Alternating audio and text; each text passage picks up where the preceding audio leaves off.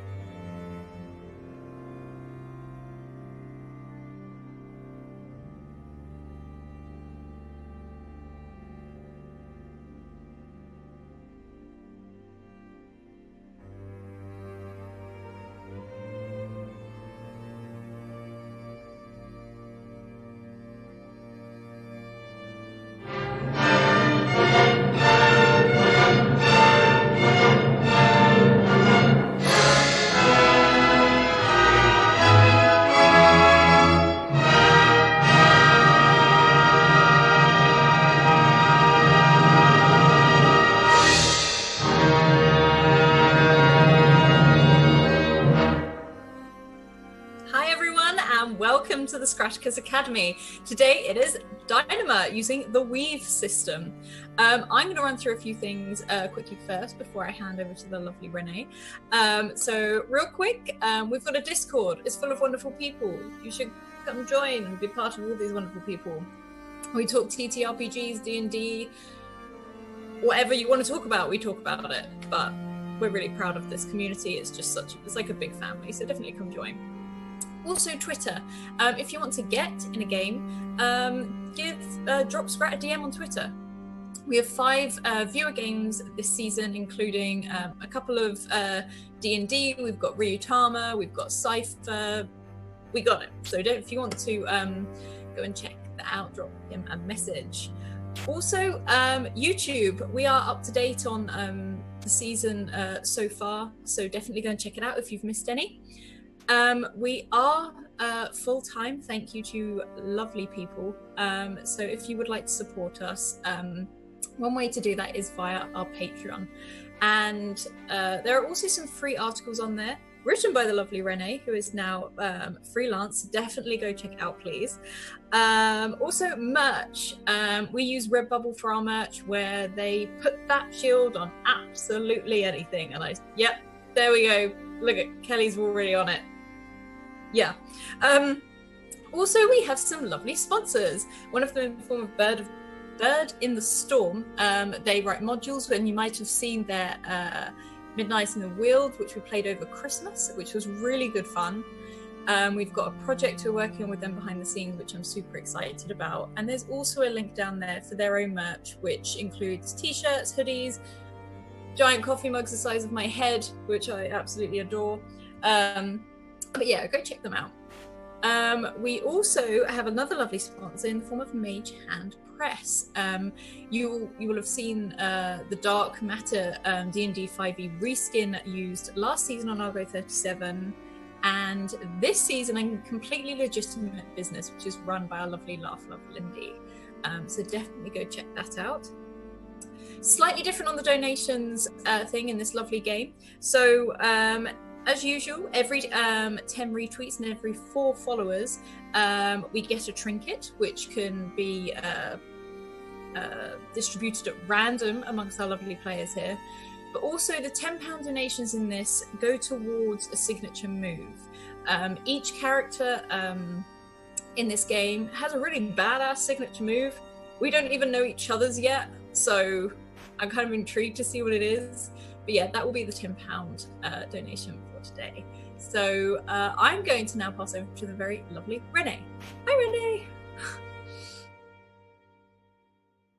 You are muted, Renee, apparently. There we go. My microphone was muted, and that was tricksy of me to mute myself in both places. A daredevil. Hi, all, and welcome to Dynama. Glad to have you here, which is what I was saying. Yeah, this is a great week. I'm really looking forward to it. I'm excited to be playing Weave again. I have to actually re-find the cards that this week is centered around. because I was actually showing the cards to my mom and teaching her how to play Weave. So I will find those and show them at the end of the session so that I give myself a little bit of time instead of shuffling through the deck right now.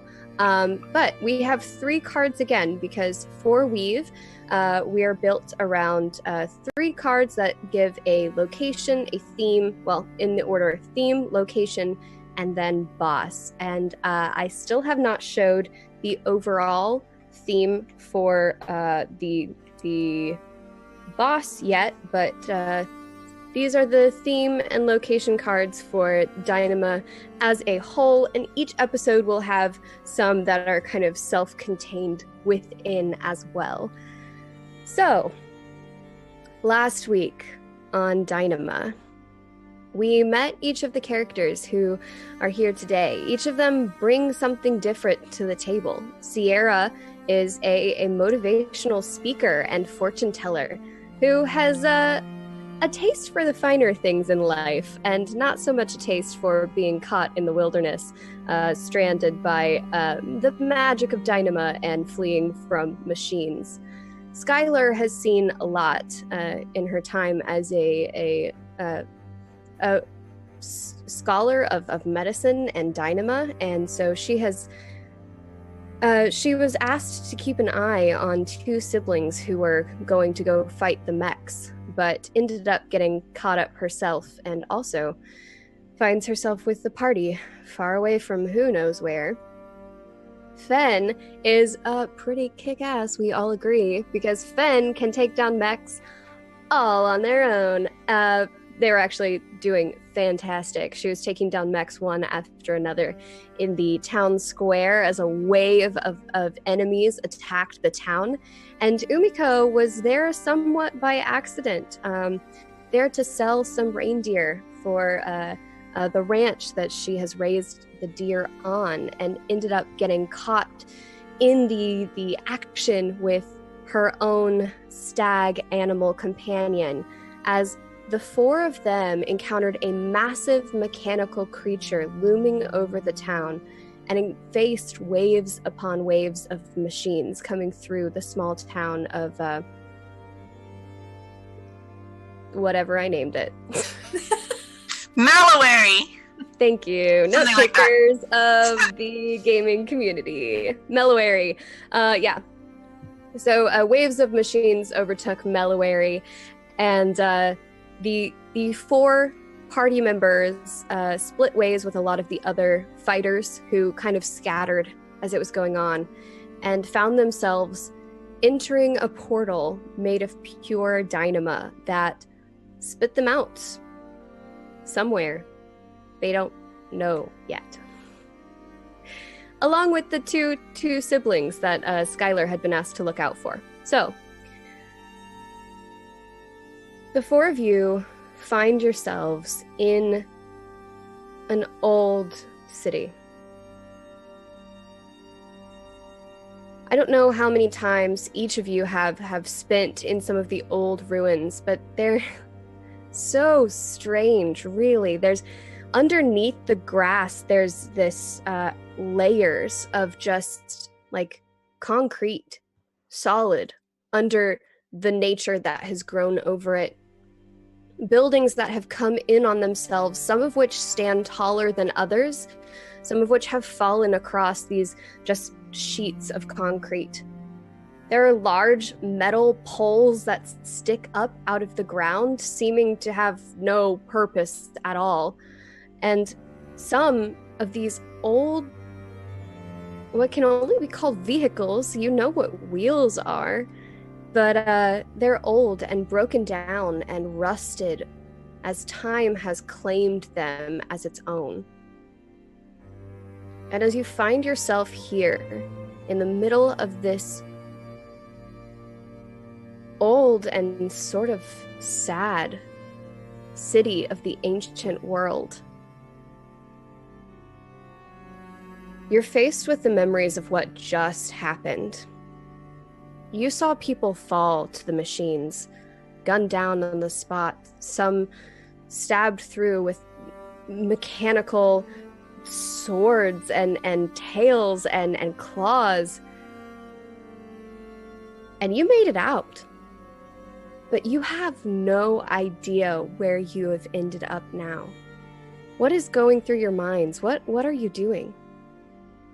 My first thought is to look around, see if there's any... Well, it's still the same time of day, right? Okay. So Yes, looking it's around... early morning. Right. So looking around, kind of jump to my feet, looking for any kind of imminent danger, because we just popped up in somewhere that could be something's home. I don't know. Sure. Could you roll me a perception check? Okay. It's 3, your base pool of 3 dice, and you are looking for gales, which I sent. I think I got them wrong last week, but they're 3s. We're looking for 3s. Okay. 2. Yeah. Okay. Perfect. You get the sense that this city seems serene for now. As someone who has a history in machine hunting, you're pretty familiar with their tracks, and you can tell that machines have been through this area, but it seems like it's been a while, and that maybe none of them are patrolling currently. That doesn't mean it will always be safe, but for now, there's no imminent danger. On my travels, have I been to a ruin like this before? Like, have I seen anything like this in the past? That's a good question. I feel it might be better for you to answer. Do you feel like Sierra would have stopped through ruins like this before? She wouldn't have gone out of her way to see these ruins, but maybe, I mean, she traveled a lot going from town to town, so she might have like passed by or something. Okay. So, yeah, probably she's passed by and seen them from a distance then. I don't know that she would have found herself within the walls of a city like this. Maybe something she's seen on the horizon.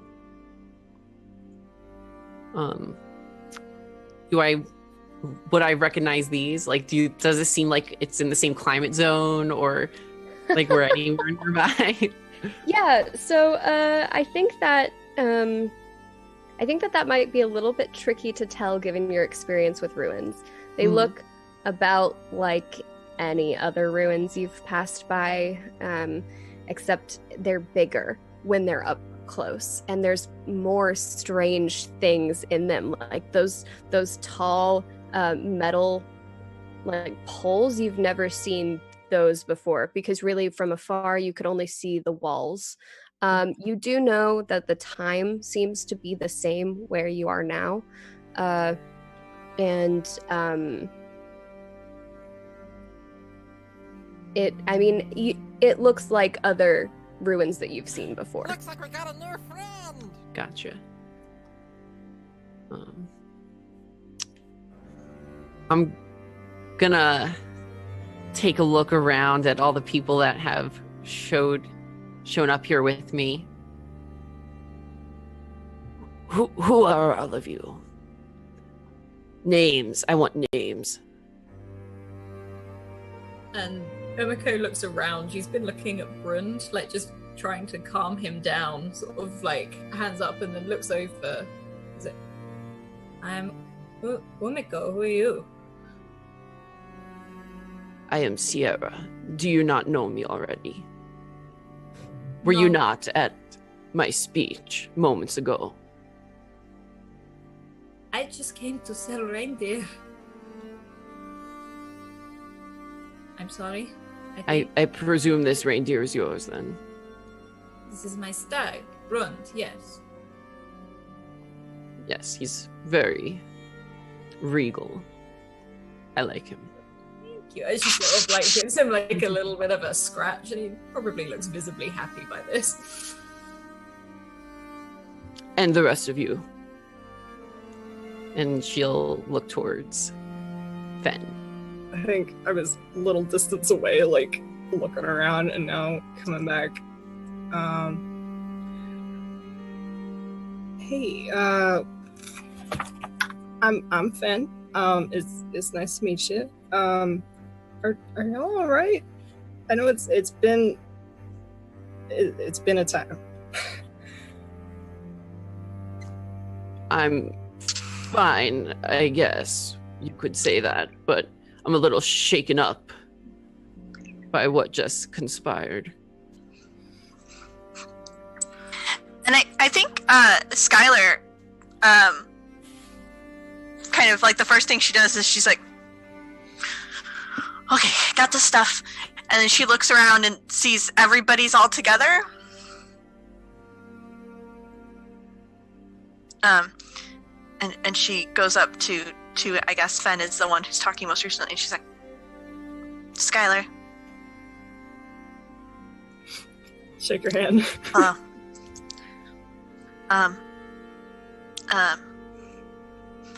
Is everybody okay? Is everybody feeling okay? Are nobody's, I'm alive. Did any of you make that portal appear? That wasn't you? Absolutely not. I wish I had such power over the Dynama. Yeah, I haven't seen anything quite that big before. I definitely think I don't know. I don't know who could have done something like that. It seemed like a I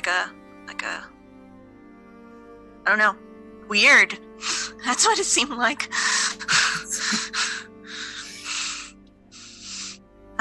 But does anybody know where we are? Well, these kids haven't said much. Who are they?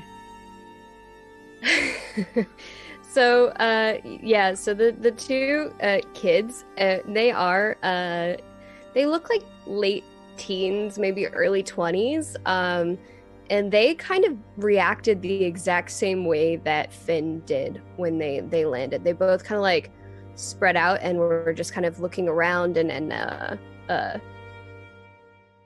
kind of looking in between crevices, peeking into some of these older buildings, and just like on edge, definitely.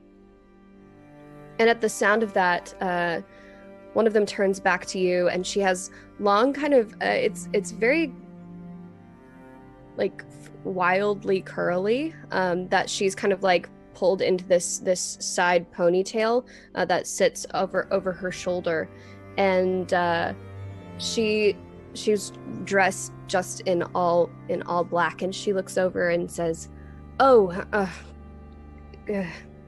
where are my manners? Gosh, sorry. Hi, Magda. And she comes forward and like puts out a hand to you, Sierra, and then kind of like elbows her brother a little bit, and he goes, Mare. Hey.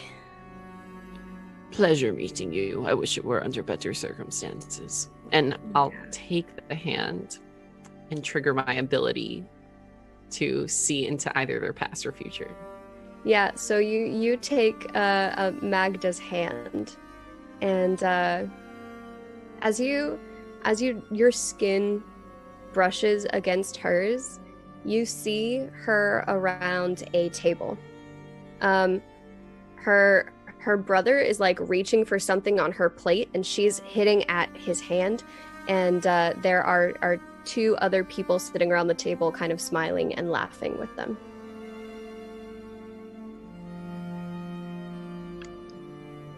Yes, I wish it were under better circumstances. But pleasure. Yeah, I guess it is nice to meet you too. I guess I'm a little bit thrown. We were there, and now we're here, and we were fighting machines, and now we're not fighting machines, and I just, whew. It's a lot. Adrenaline is real. I've never seen a machine quite that big before. I've been around a little bit. I've never seen that many. I haven't seen either. I mean, I've seen big machines before, but nothing shaped like that with that many guns. And most of the bigger machines are a little bit more tame. Like, if you don't interfere with them, they won't interfere with you, you know? This was not that. I do think we're okay. I don't think there are any machines here. And she kind of looks over at Fen just to like confirm that that's what she kind of got too, the impression that she got.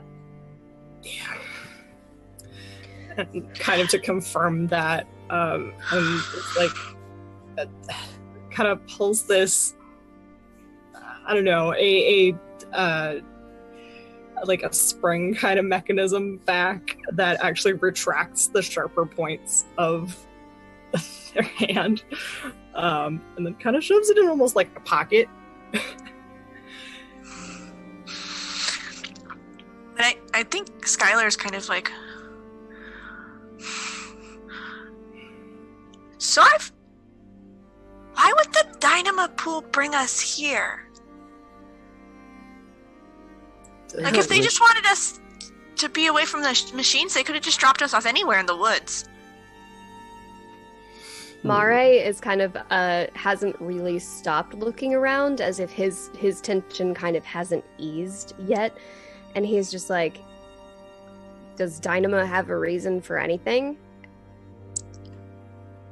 I don't know. I think some people think so. Huh. Depends on who you ask.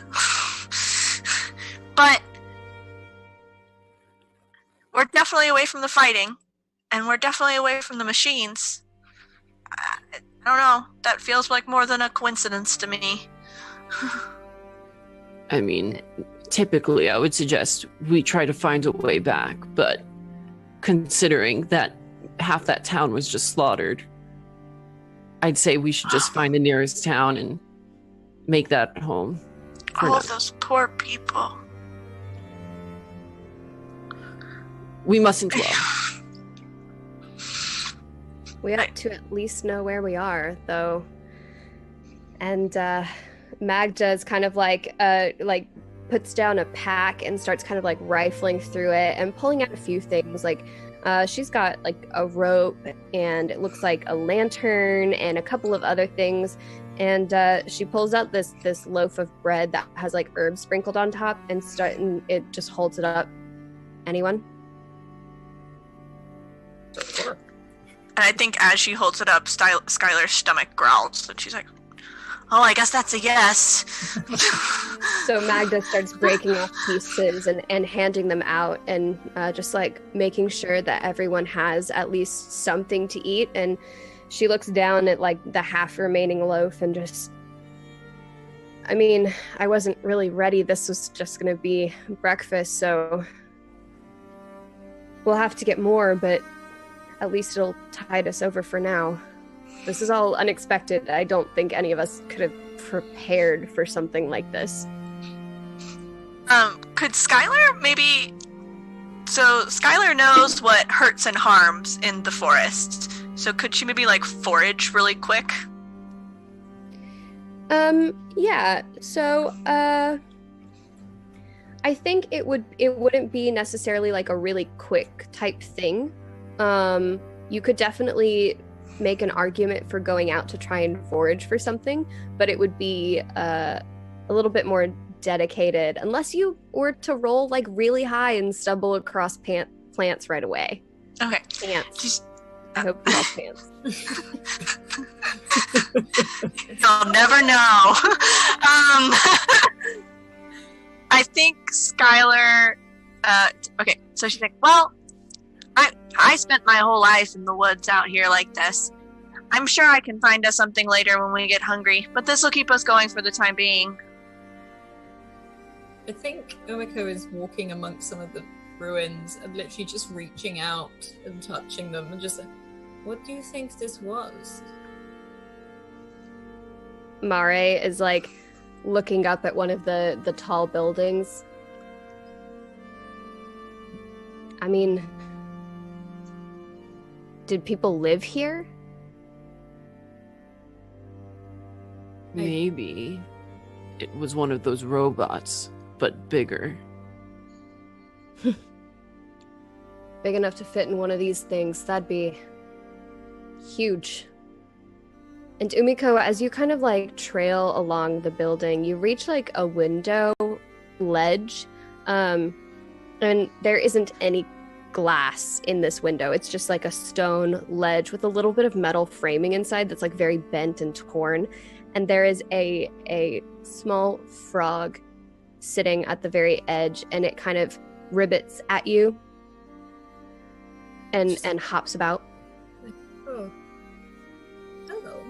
And she'll probably hold her hand down to see if it will jump onto her hand. It does. It's like not even the size of your hand, really. It's very small. And it looked a little bit like hesitant, but it kind of jumps onto your hand, and it's just kind of like looking around, and then like its throat is throbbing as it kind of ribbits. Her fingertips start to well up with water slightly, just so that she can let it not sit in a pool in her hand, but it's not dry. And she looks over at Brund. You're not allowed to eat this, okay? Not like the last one. And she sort of turns away, keeps it in her hand, but will walk back towards the group a bit closer. It definitely finds like place in the water and kind of like settles in a little bit. And it was somewhat slimy to begin with, but now it's like its eyes, every time it blinks, it just like water covers over their eyes, and it's like just very much crouched and like curled up in your hand. If frogs can curl up, whatever, that's like crouched down in a little Frog cute love position. frog. This is my cute frog face. But yeah, she's just got like this shallow pool that she's created in her hand from the droplets at her fingertips, and she's just trying to keep it damp, I guess. Well, that's a neat trick. You can't do this? No, Oh, you can just make water whenever you want. but I don't make it, I take it from the air. Huh. Do none of you do this? Like, it sort of looks over at you. And Skylar's like, no. And she's taking out, like, she's watching you and taking her journal out of her bag at the same time because she's good at multitasking. And she's just like, what else? Can you do anything else? I don't know, can you? And she just sort of like leans back slightly and like cradles the frog to like to her in her hand. You know, sorry, I come on a little strong sometimes. I'm just curious, I promise. Ugh. I haven't seen anybody do something like that before. I've seen people do lots of things with the Dynama, but I haven't seen that. It just looked like it needed some water. Can you, like, how much? That'd be a really helpful skill, wandering around. What? How can you make a lot of water? Can you make a little water? Can you make a lot of water? Can you do it on? Do you have limits? Was there like a time of day? I've only ever tried like filling my hands if I was thirsty, maybe, or if Brund was thirsty. Normally, I just drink from my water skin. But like in an emergency, you can like. I don't know. I just, Oh. Like she still looks slightly nervous, and as you look at like she just starts to drip water a little bit down. You think it looks like sweat, but it's not. Like her hair is still just like damp from like water. She's like, I don't do a lot of it. I can't make it rain if that's what you think. I can't produce a lake or anything like that. I was more thinking like filling up water skins. I don't know. I normally reside by a fjord, so there's never been any need. Oh, fascinating. Well, in an emergency, we know who to call. And I mean- if it gets chilly, Would you mind putting some water on my hand, Umiko? And she'll reach her hand out towards Umiko.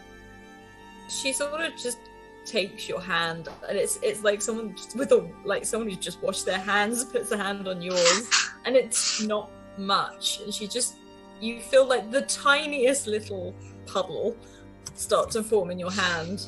Yeah. And it will start to steam from my natural,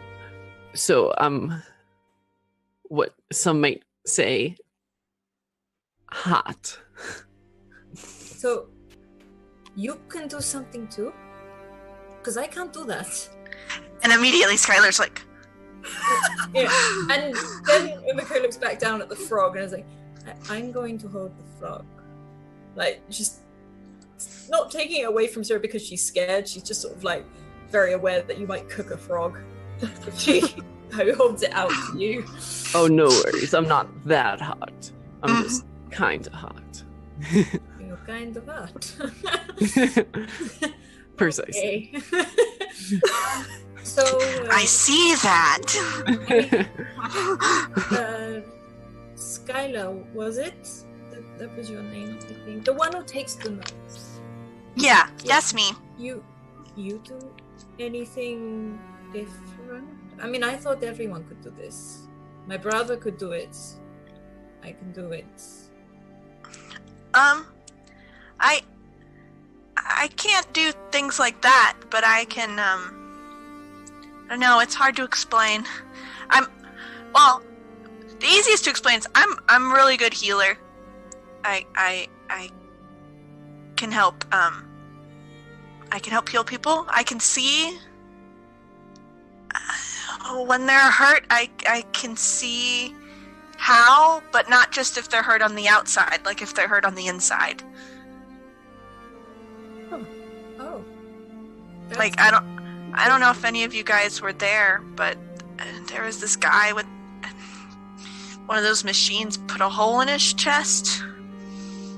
I tried not to look at that. Yeah, I've seen worse, actually. But I can like tell where like all the veins and things and what's broken on the inside, even if you can't actually like see them. And there's some other stuff too, but it's not really important.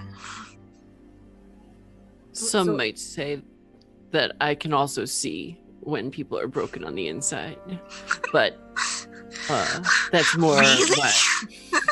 but it's not quite like the way that you see people's insides. I see what's in their soul. Oh, And I'll like kind of pull out my deck of tarot cards. okay then. Like, That's- Umiko's just stood there with this frog that was like riveting in her hands, this sort of like 17, 18-year-old girl, and looks at Fen. Can you do anything else besides, that back there? No, I'm set.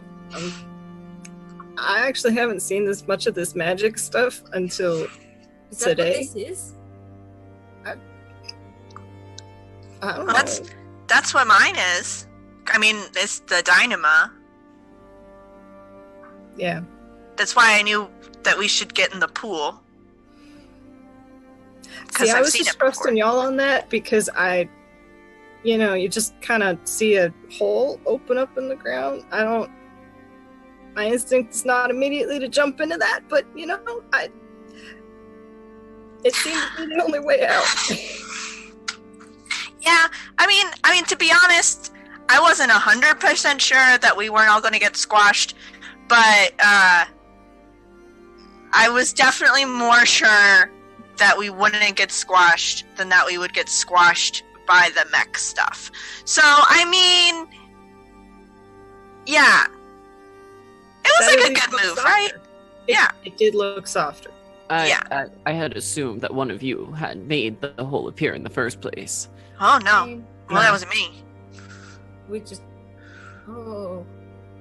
Very spooky. Then we generally don't know where we are. Yeah, no. Um, I've never been here before, which is really saying something, because I've been a lot of places at this point. I've been wandering around for years. I raise reindeer, that's about it, and then I take them to market and I sell them. That's about it.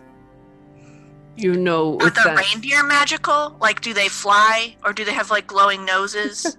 She looks at you like, no, they eat grass and they walk in the fields, and then. I mean, we got Beefy McBeeferson over here, and we've got you dripping not sweat, and apparently she can see inside people's heads, which makes me very uncomfortable, by the way. And this is just like, I had to ask about the reindeer. What about the stag? Can he do anything? Oh, Brian, she's a good friend. And like hugs like this reindeer's head. It's very nice. See inside people's bodies. Don't you think that's not weird? I made a pool of water. Are you looking at it? It's not weird. I just said it's like, this is, y'all stuff is weird to me. Are you but- looking at me like right now? Like she sort of turns. It doesn't work like that. Like it's don't worry about it. But if you like lose an arm or something, you'll be happy to have me around. Magda is like packing everything back in her pack and just like looks up, like cinches it shut and looks up and says, so what I'm getting from this is we're all very weird. Yeah, I think that's the take home message. Can you do anything magical? Because these people can do lots of odd stuff.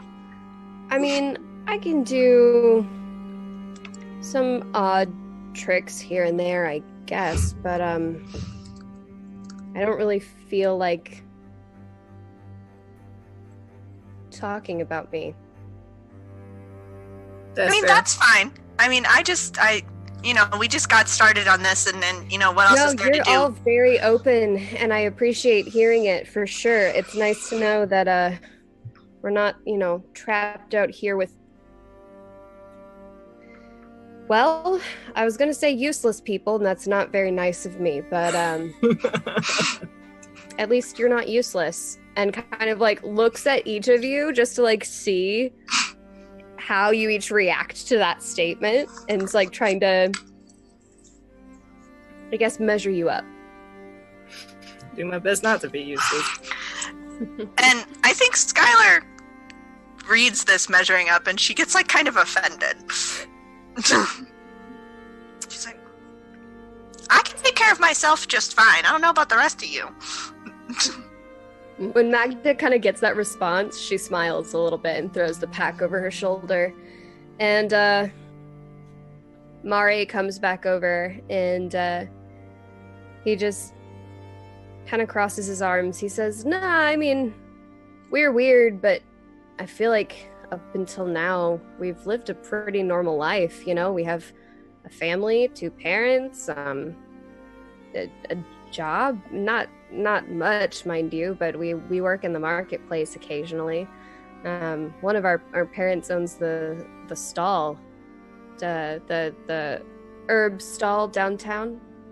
Oh, I think I might have talked to them for a little while. They helped me fill up my pouch.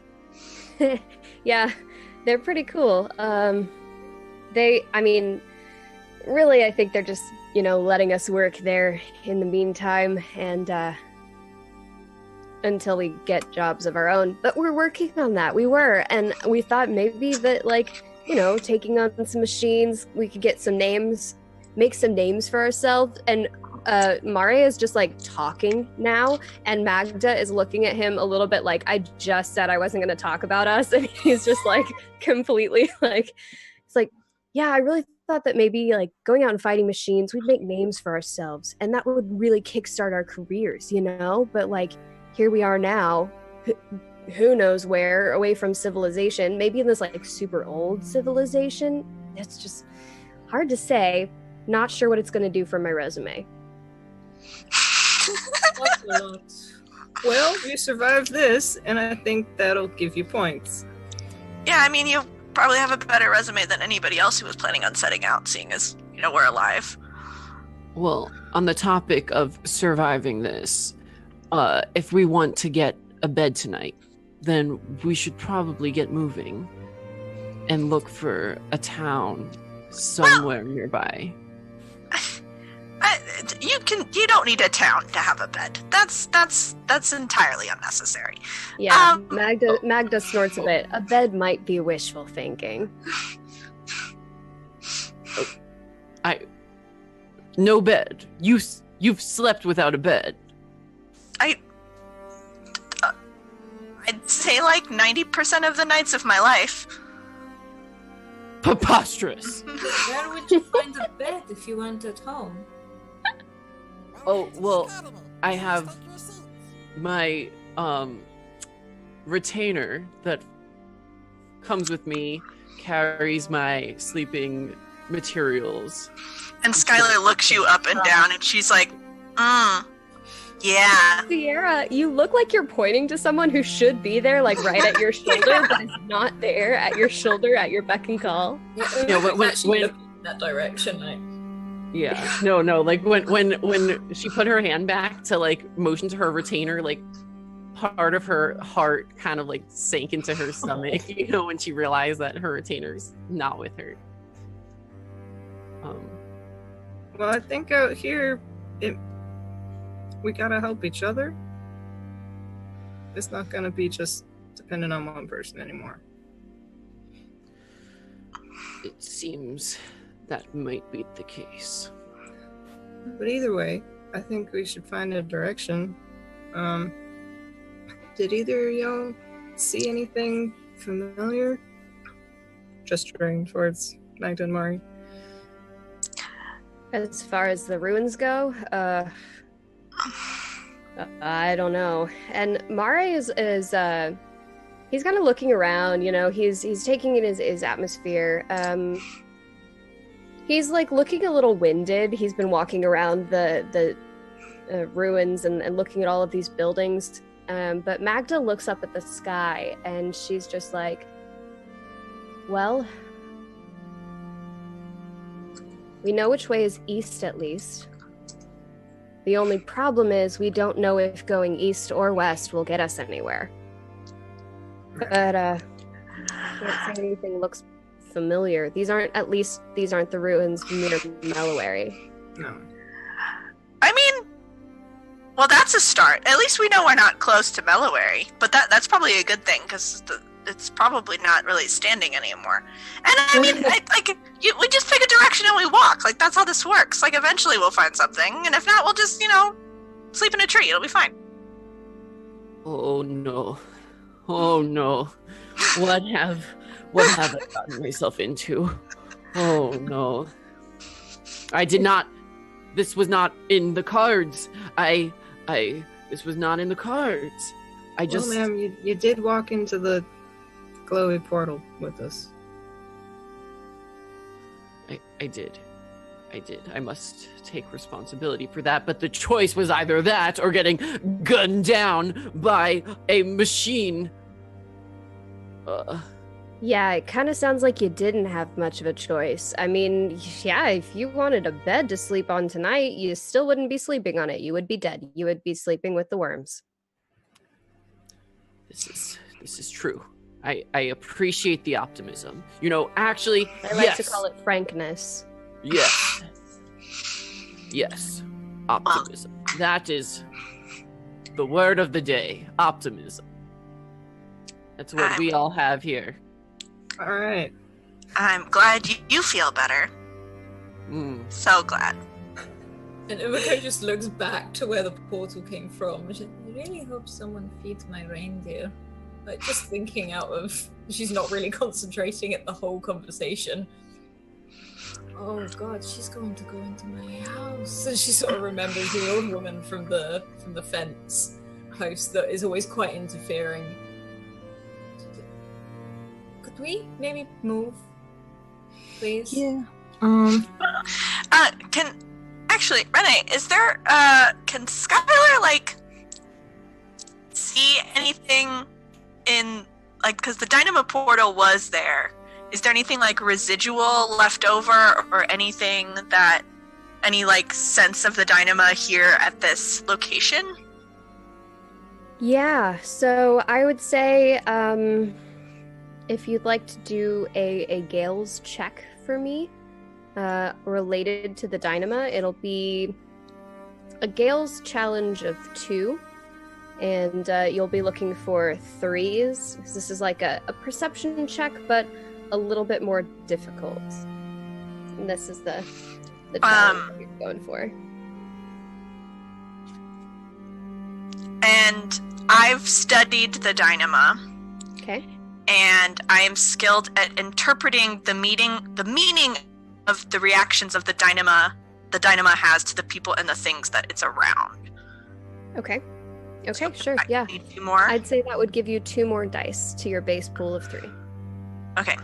So then I'm rolling 5d6.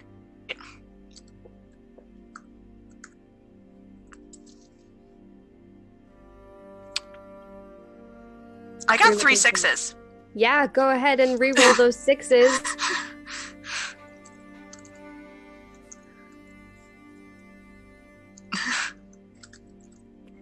Cool. There we go. Yeah, you gotta love that, though. You gotta love that. Okay, so this is beyond an epic success because you are now effectively 3 over what you needed, 3 successes over what you needed, which means that you get to dictate what you find. Oh, there's so much pressure here. I like to call it group storytelling, but yes. Cool. This is cool. I feel like the Dynama brought us here for some kind of purpose. Like there's at minimum there's some kind of sign as to what's going on, and maybe what she sees is basically where this pool of Dynama had been. She sees tendrils leading into a certain section of the ruins or a path off to one side, and she can tell that it's saying like you should look here, like go this way. This is why we brought you here for this purpose. Okay.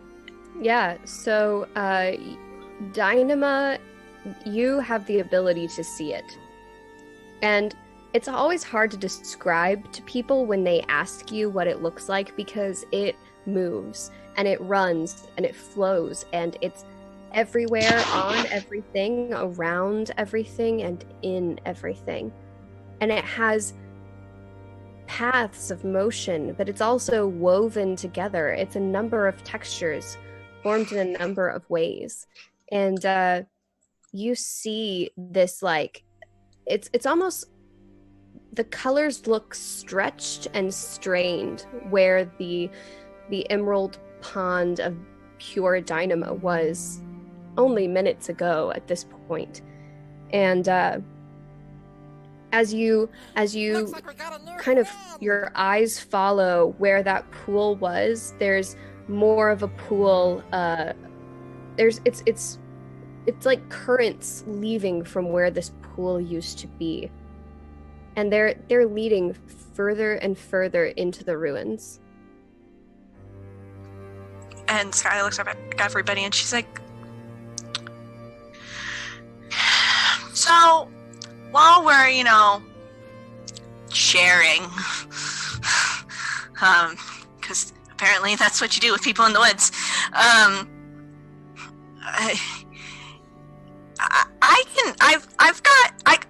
so I said I knew about the like pool, right? And I said that I knew that it was probably like an okay thing for us to like jump in. I'm getting another one of those feelings again, for lack of a better term. And I still stand by what I said earlier. Like, I think that we popped up, here of all places for a reason, and I think we should go that way for a little while. Either you can come with me, or you can just stay here. But I feel like I need to go investigate that way. Anybody want to come with? It's an adventure. I'll come with, but mainly because you're the one who found that strange Dynama pawns thing, and there's no point staying here. Yeah, I trust you more than anything, and there's plenty of useful things to find in ruins. Yeah, I mean, like, if we don't have, like, a direction, we might as well, like, go in that one. I mean, I'm all for starting off anywhere. Magda kind of like loops a finger under her pack and like pulls it out a little bit, and Mari's like, yeah, may as well, well, we may as well get started. Maybe like we can look for food or something along the way. I don't know if there'd really be anything in the ruins, but something. I mean, there's got to be something. Anything would be better than staying here, that's for sure. Yeah, I mean, you can always find snacks. You can always find snacks, right? I mean, like, there's been rough days, but there's, like, certain types of tree bark that's edible. Like, there's always a way. He kind of puts a hand on his stomach. He goes, nah, I'd eat tree bark. Make good teas, too. Yeah. See, anyway, let's go that way. And she he he points and he's like, this way. Yeah, that way. And he starts taking off. Oh, okay, come on, Brund. And she sort of clicks and starts, like, walking, and this stag just follows her. For reference, how big is Brund? Big. Like, will he have to duck through doorways? Can he fit through doorways? Antlers, so as well, so he's gonna be ducking a lot. Like, I'm coming. You just side shuffle the crab walk. Yeah.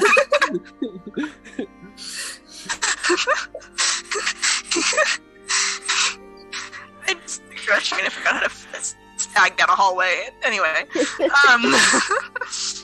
and I think Skylar's gonna go off that way, and she's gonna be still watching this current that she's identified of the Dynama, and like maybe even occasionally pulling Mare.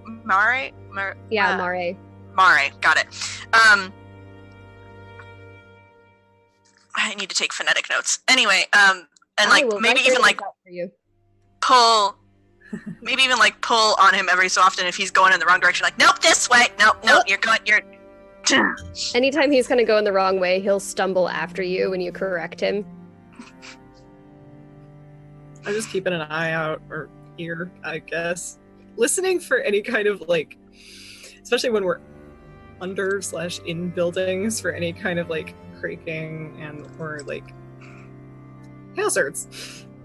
There's one moment where this wall of a building has literally just, like, fallen over the road and is leaning kind of precariously against the building on the other side.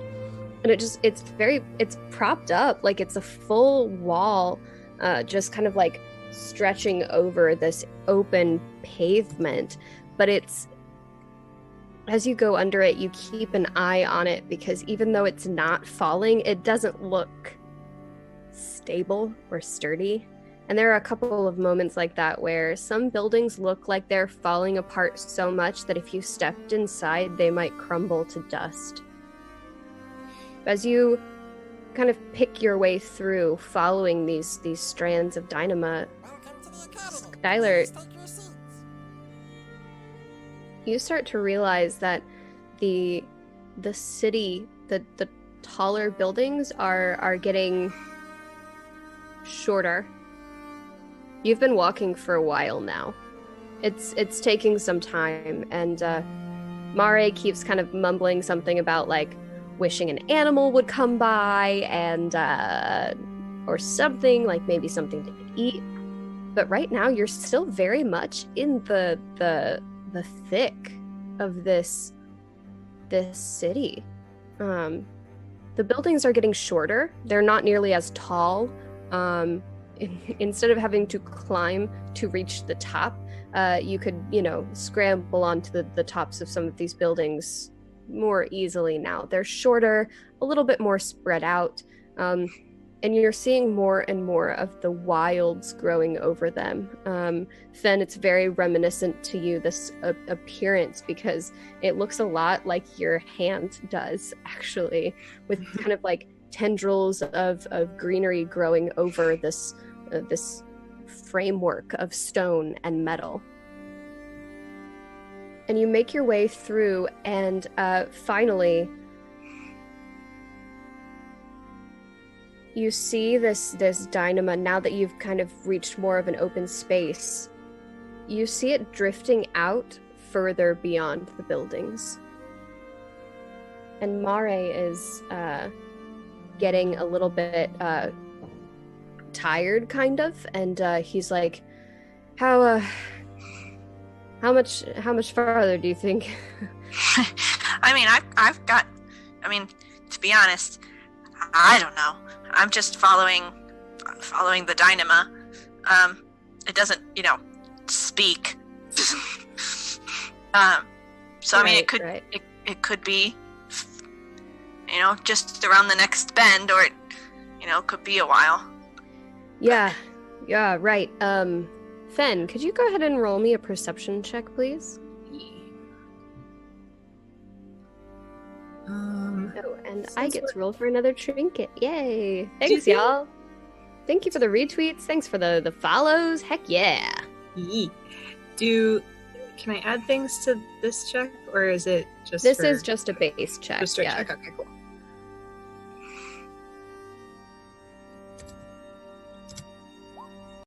Wow. Trinkets are not really evening out right now.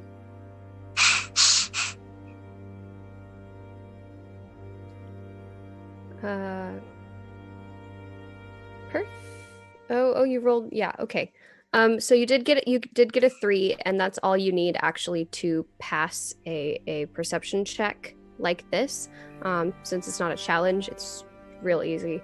And you start to notice that where the machine tracks that were in the city had kind of been worn, you recognize the telltale signs of machine patrols that come through here pretty regularly.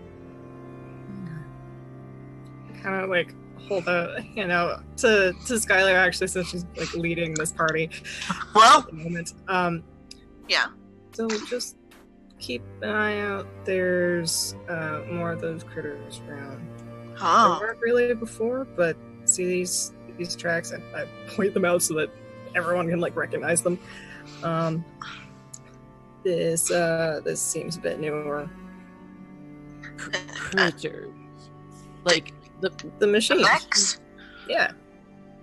Can you tell what kind from the tracks?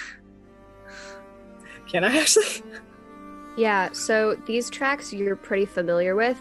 The only machines that really do patrols like this, or the most common patrols, you would know to be trackers. And trackers are... It's pretty common knowledge that trackers have some way of networking with other machines. But for the most part, the own machines will stay to their territory, and trackers are kind of like the scouts of the machines. Okay. Well, these look to be more of the little scouting types that we see more of them. You kind of see these everywhere, but not any of the big things just yet.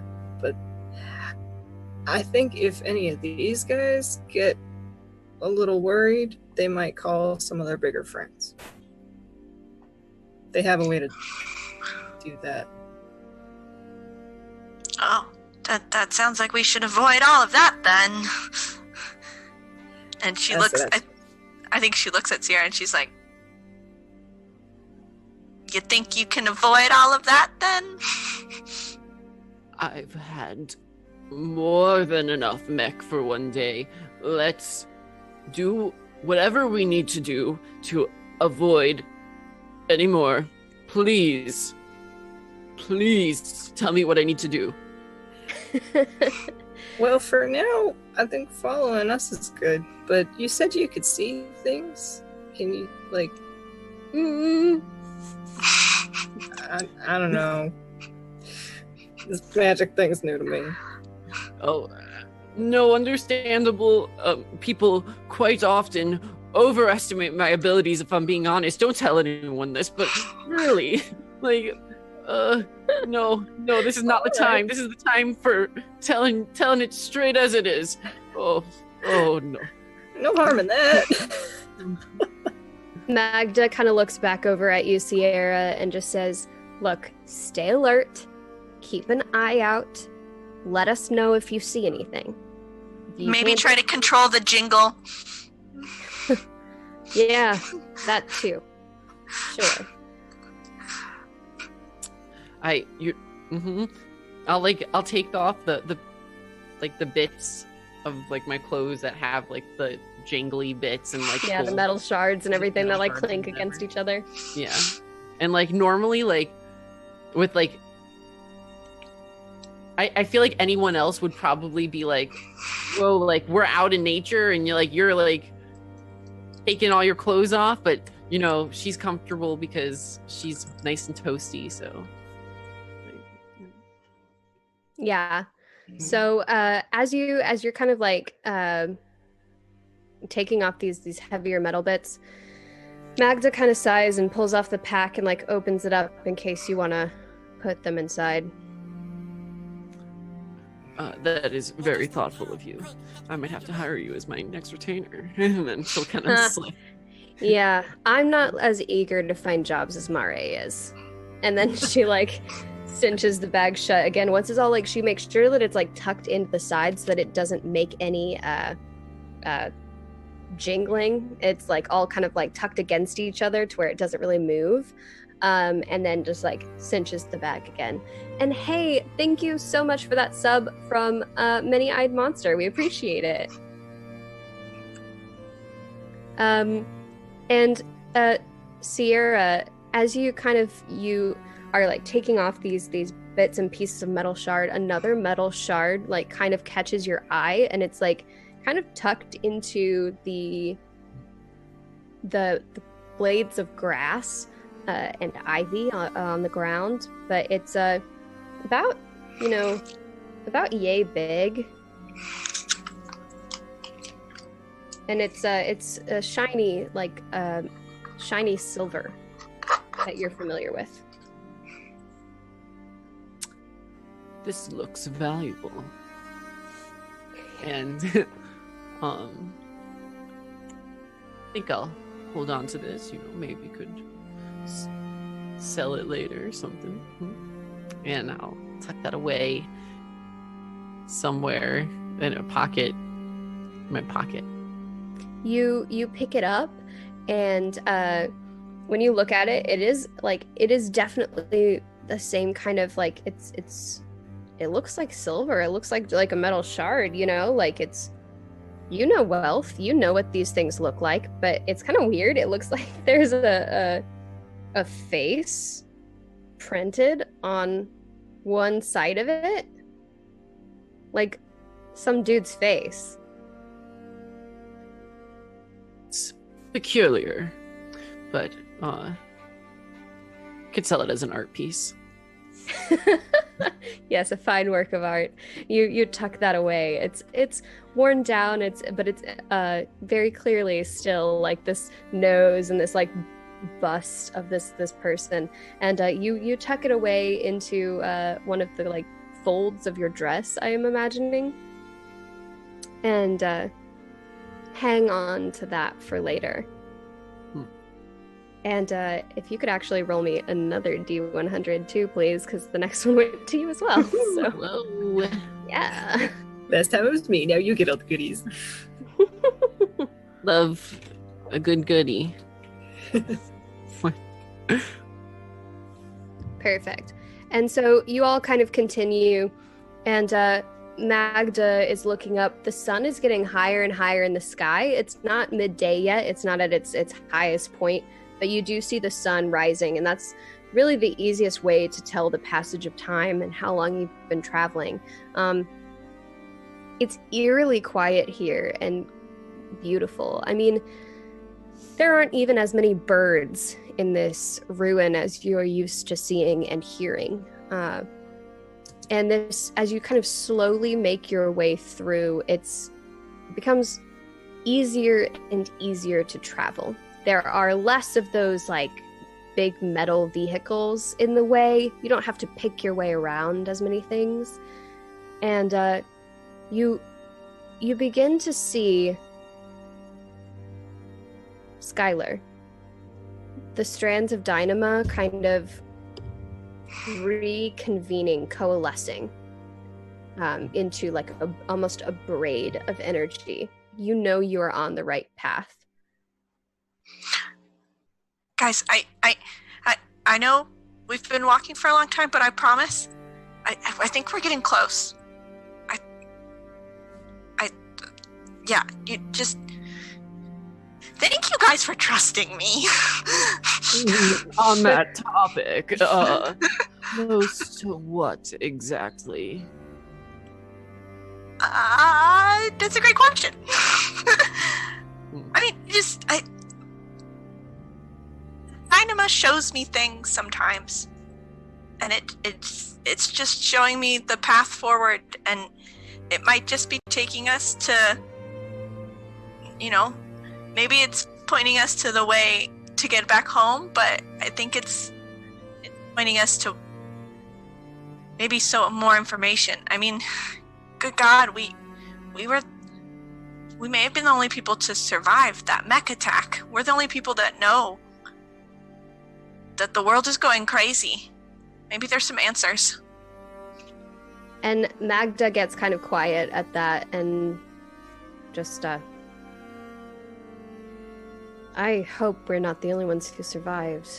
I mean, Da and Za still live in Mellowary. I'm sure a lot of people got out. People seem to be people were leaving in the right direction. Yeah, you're right. They probably heard the commotion and got out of there. Gotta think positive. Yeah, you mustn't dwell on such negative thoughts. We must stay positive, right? That's the word of the day. Must I remind you, positive. Yeah, Magda, stay positive, Mare says, and he wipes a little bit of sweat. I thought it was optimism. Optimism.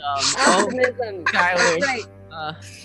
Stay positive, stay optimistic. And he like wipes a bit of sweat off of his brow, and he's kind of like still trudging ahead as he reaches kind of a strange like ledge, and he says, oh. Pop up there. Oh, what? And as you kind of approach this ledge as well, it's the same kind of it's so hard to describe. The same kind of paved thing that you're on. We all know what it's called, but they just don't, so it's okay. You're on this pavement, this concrete, it's like a road, except you don't know that. Yeah, so very straight path. Yeah, you're on this very straight concrete thing. And the concrete just like falls away, and there's this like large pit. It's like a pit-like area, but it's huge and it's vast, and suddenly like you don't see any buildings anymore except still around like the ledges of this pit, but it's like there is no nature here. If anything, it looks scorched, it looks burned, it looks, for reference, like I drew the Inferno card to give me a plot twist for Skylar's epic success on that perception roll. And it's prowling with machines. None of them have seen you yet, but this like scarred area of Earth has no more buildings and no more nature, just mechs. Well, that ain't good. Skylar's gonna start walking the opposite direction. Like turning back the way that they came. No. And she like pulls you back, but is it no. on your own? And Skylar's gonna like crouch, basically, like she would if she was hiding in the woods. and scan, and does it look like they're like organized in some way? Yeah. Okay. So, let's see. I'd say this would be an intelligence challenge. We're gonna say it's a challenge of 3. It's a bit more difficult to tell with this level of machines. Based on what you roll, I still can give you some details, but we'll go ahead and do a flames challenge of 3 in order to see what's going on here. So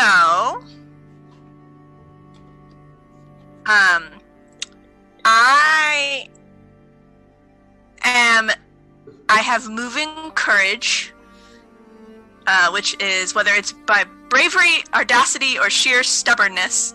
I am not easily frightened or intimidated, so I feel like she'd be very calm in this situation when everyone else would probably be very overwhelmed. So would that give me a bump there? Yeah, I think that you can look at things kind of critically because of you're kind of staring at this huge threat and evaluating it. Skylar is also a Flames character, correct? Yes, and so I get an extra one for that too. Yes. So that'd be 5. Yes.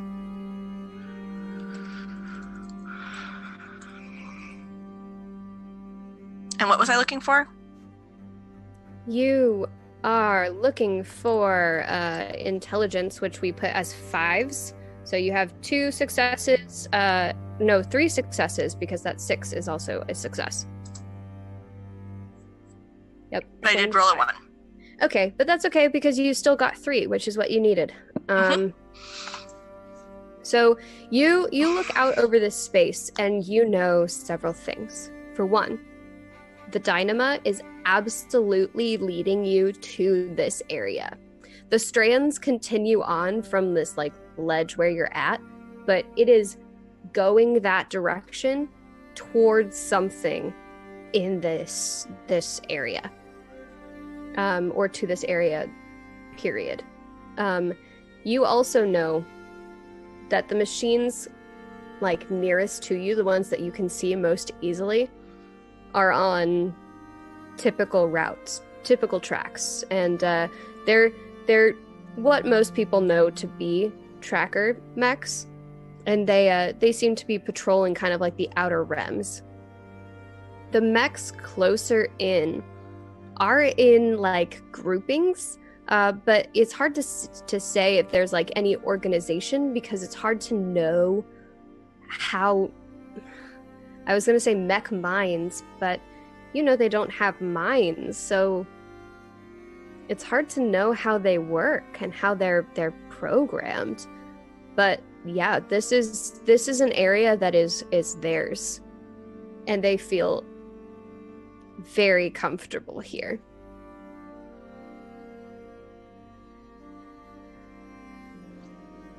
And I think she's gonna turn to look at Fen and she's gonna be like, have you ever seen something like this before? It's like a nest.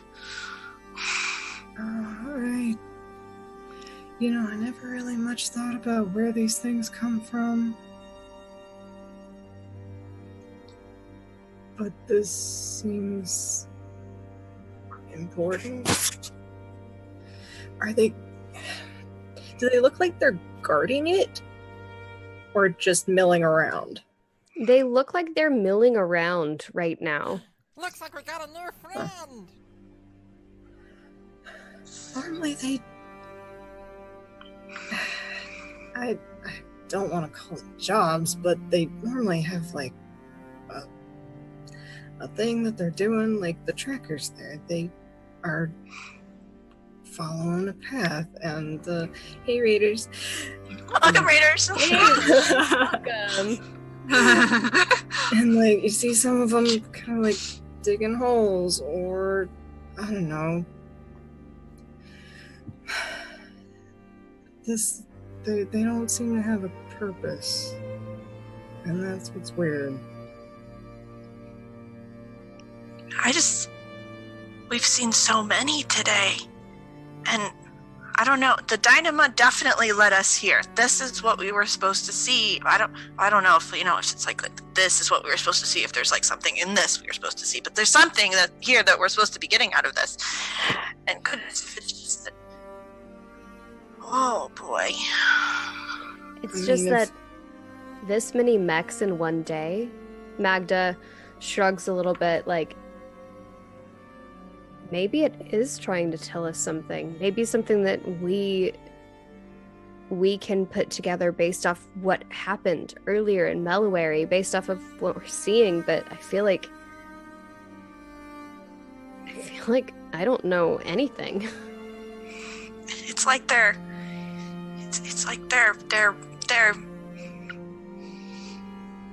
centralizing, like they're coordinating, kind of. I mean, like there's this group here, and then that was definitely smelled like a coordinated attack before. But I've never seen mechs do that. They don't. I mean, I've never heard of anything like any of them controlling other ones. I didn't think that was possible, but they don't think. They don't. I'm a little confused as to why you're so invested in being these heroes that figure out the mystery behind the mechs that have been here all our lives, when right now we can barely figure out a place to sleep. When we figure out why they're here, we figure out how to avoid them. Because sometimes it's not about us. Sometimes it's about helping the little people. The people who can't help themselves. And that's what we have to figure out how to do. And if we're the ones that can do it, well, damn well, we're going to do it. Sleep sounds nice. And then Mare passes out. Oh, can I try and catch him? Yeah, you can try and catch him. Go ahead and roll me a dex check. Oh my god. It'll be pretty easy, straightforward, just 3 dice. Looking for 3s for those gales. Gales. Nope. Very far away. Gales. Not even one. Oh, No. bummer. No, Mari falls. You hear a thud as like he just like lands against this. I could use a reroll. You could if you wanted to. I mean, Okay. how important is it that you catch Mare? I care about this boy. I have 2, so. Hey. Did it work? Did it work? I have to hop over.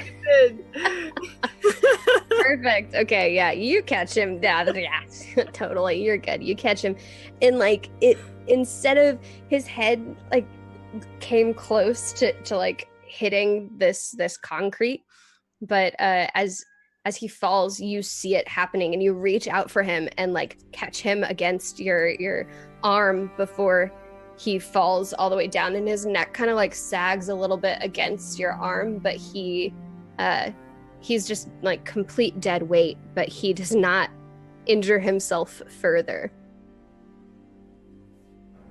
Okay. Just a quick I'm thing. gonna set him on the ground very gently. We have the boy has fainted, and you two are yelling, surrounded by mechs. Now, we could maybe not yell, and keep going. Yes. Let's compose ourselves. Magda is like leaning down and like looking at Mare and like kind of like touching his forehead. It's like, oh god, shit. Okay. I don't know what.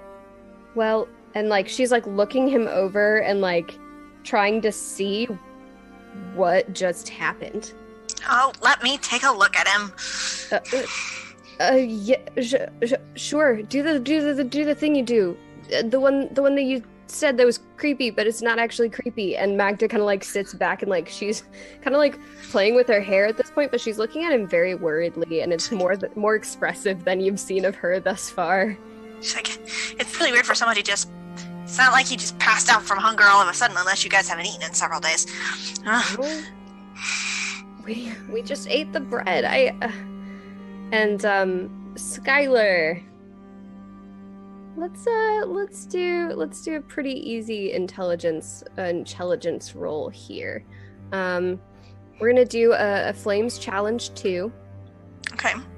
So of course, I know Skylar is a Flames character, which will automatically add to your base pool. But if you have anything else,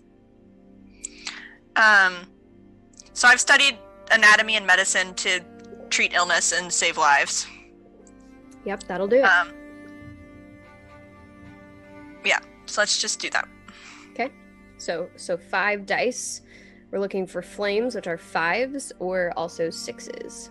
And actually, can I use the same? So I kind of flavored one of her kind of small manipulations of Dynama before to be that she can see what's going on internally. Can I use kind of that same flavor again? So make that 6 die? You knew where the wound was at that point, and so Okay. I think that you would have to Diagnose first. yes. Use that for like the healing purposes. Yes. Okay. So just 5. Ooh. Okay. So yeah, this is this is not a success. And in fact, you feel I do have a reroll. Oh, And do you I want to think use it's it? Yeah. Okay. And I think it's an all reroll, right? Yes. So the yes, it would be an all reroll. Okay. Then yes, I want to use it. Okay. Let's see. Attempt number 2. That's better. Hey, that's actually a way better and a success. And yeah, you're good. Wow, would have been real great on a Gales challenge there too. Yeah, man.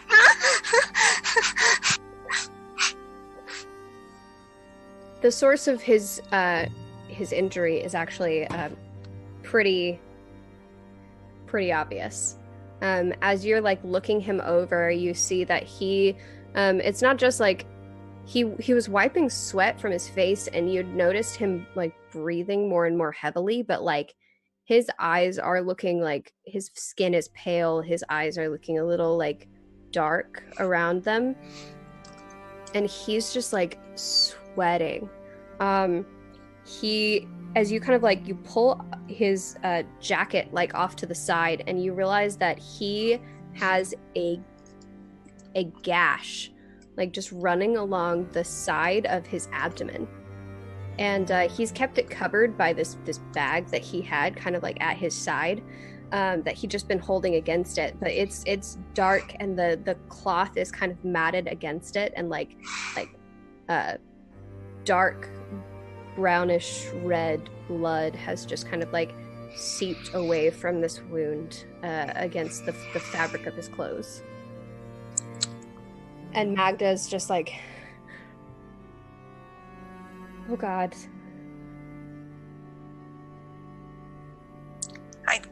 I'm sorry. I think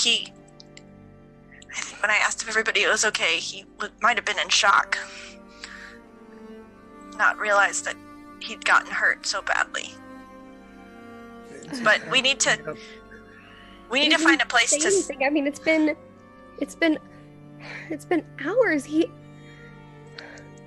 And she's like looking back from him over to the mechs, over to all of you, and just like, First of all, breathe. Now, then, can you put him up on the ground? Try and help him first. I can do that. This is pretty intense. Maybe we can stabilize him, and we can find some place that we're not about to maybe get attacked by mechs, and we can get some rest, and I can take a look at him. but I don't think we should be dealing with that here. Yeah, one of the trackers, like out in the burned area, he was like near the edge. Like honestly, if Finn had not caught him, he might have fallen down into this kind of like burned scar of land. And he's looking very very fragile. Like he's strong, you know. He held his own against the Mexer as well as he could, aside from this apparent injury. And he is completely non-responsive. He's not like hearing you at all right now. And one of these trackers is starting to, you can tell its patrol path is bringing it closer and closer to where you are. We need to go now. How about I just keep carrying him for now? And at that point, Sierra will just place her hand on his forehead and try to glimpse at either his future or past, and then try to like determine whether, if that was the future, like to figure out if he has a future. Oh yeah, that is completely fair. So are you? I think the way this works for Sierra is that she never really knows whether she's going to get like a glimpse of a past, a present, or a future, where the person she's touching is concerned. But you do get the sense that the version of Mare that you see is older, a little bit more wizened, a little bit more toughened, and he's wearing this armor made from machine parts, very similar to Finn's, actually. And it's not an armor that you see him in now. I have a feeling he'll be okay, but we should move. all right. And we move. And I think as they move, Skylar's actually next to Fen and being like, hold him like this so you don't, okay, sorry, Follow thank you for directions your as help. I well definitely as can't possible. carry. And Umiko sort of takes the frog that's still in her hand and opens up another bag and puts that along with the water in the bag and sort of looks at it and puts her finger to her lips and closes it. And takes her staff.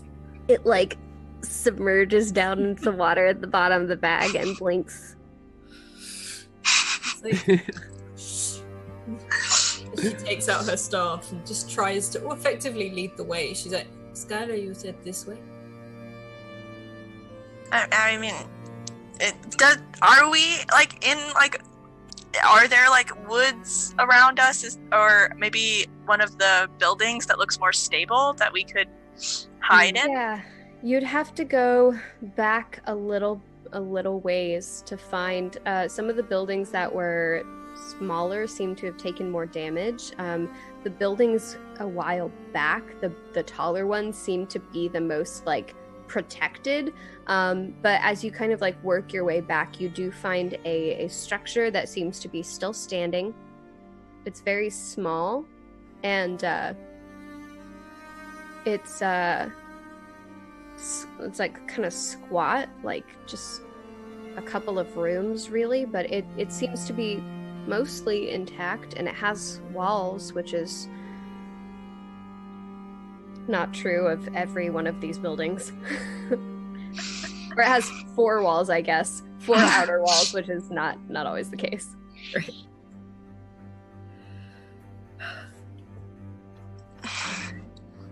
Oh, let's go in there. Maybe we can find some place we can put him on. All right. Like a bed. I think those might be a little scarce here.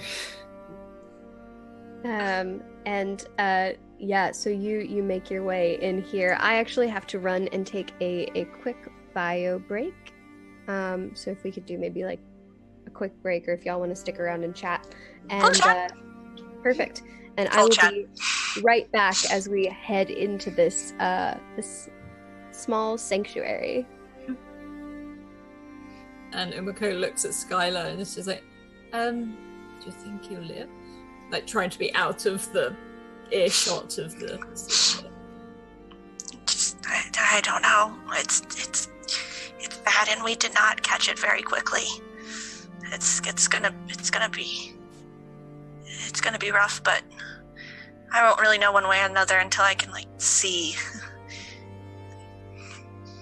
I glimpsed his future, and he has one, or so it seems. He lives? Wait, is that what you were talking about? Being able to see people? Have you not heard of me? I am Sierra. I'm really sorry. And Umiko genuinely looks upset that she hasn't heard of it. It's like, I don't get out of the farm a lot. They call me Sierra the Soul Whisperer for a reason. No, I have not heard of you. That's Well- I have other things to do. Well, most people have heard of me, so you're just weird, I guess. Am I weird? As the glowing person. I'm weird? Oh no. Well, you're less weird. Well. But I haven't heard of you. I'm sorry. I don't, as I said, I tend to stay with the reindeer a lot. Let's use the word wacky. It's a little bit more friendly. We're all a little wacky here. Okay. She's sort of Keeping NPCs busy over here. Away from talk of futures and no futures. Yeah. Umiko sort of looks at Sierra and says, so, if you held my hand, you'd be able to see something. I'd see something. I can't give away all my trade secrets. Just in case when we do return to society, I can have you sign an NDA, and after that, I'll be happy to tell you all about the details about how I do what I do. I don't mind. I was just asking.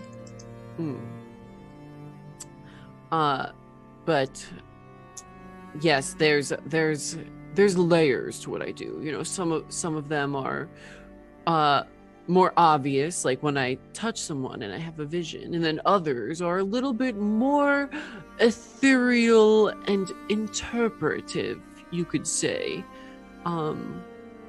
Is it just when you touch their hands? As she sticks her hands in her armpits. Nope, no, it is not just hands. It is skin to skin. Slides away. No offense, I'm sure it's a wonderful talent, but I do not want to know my future.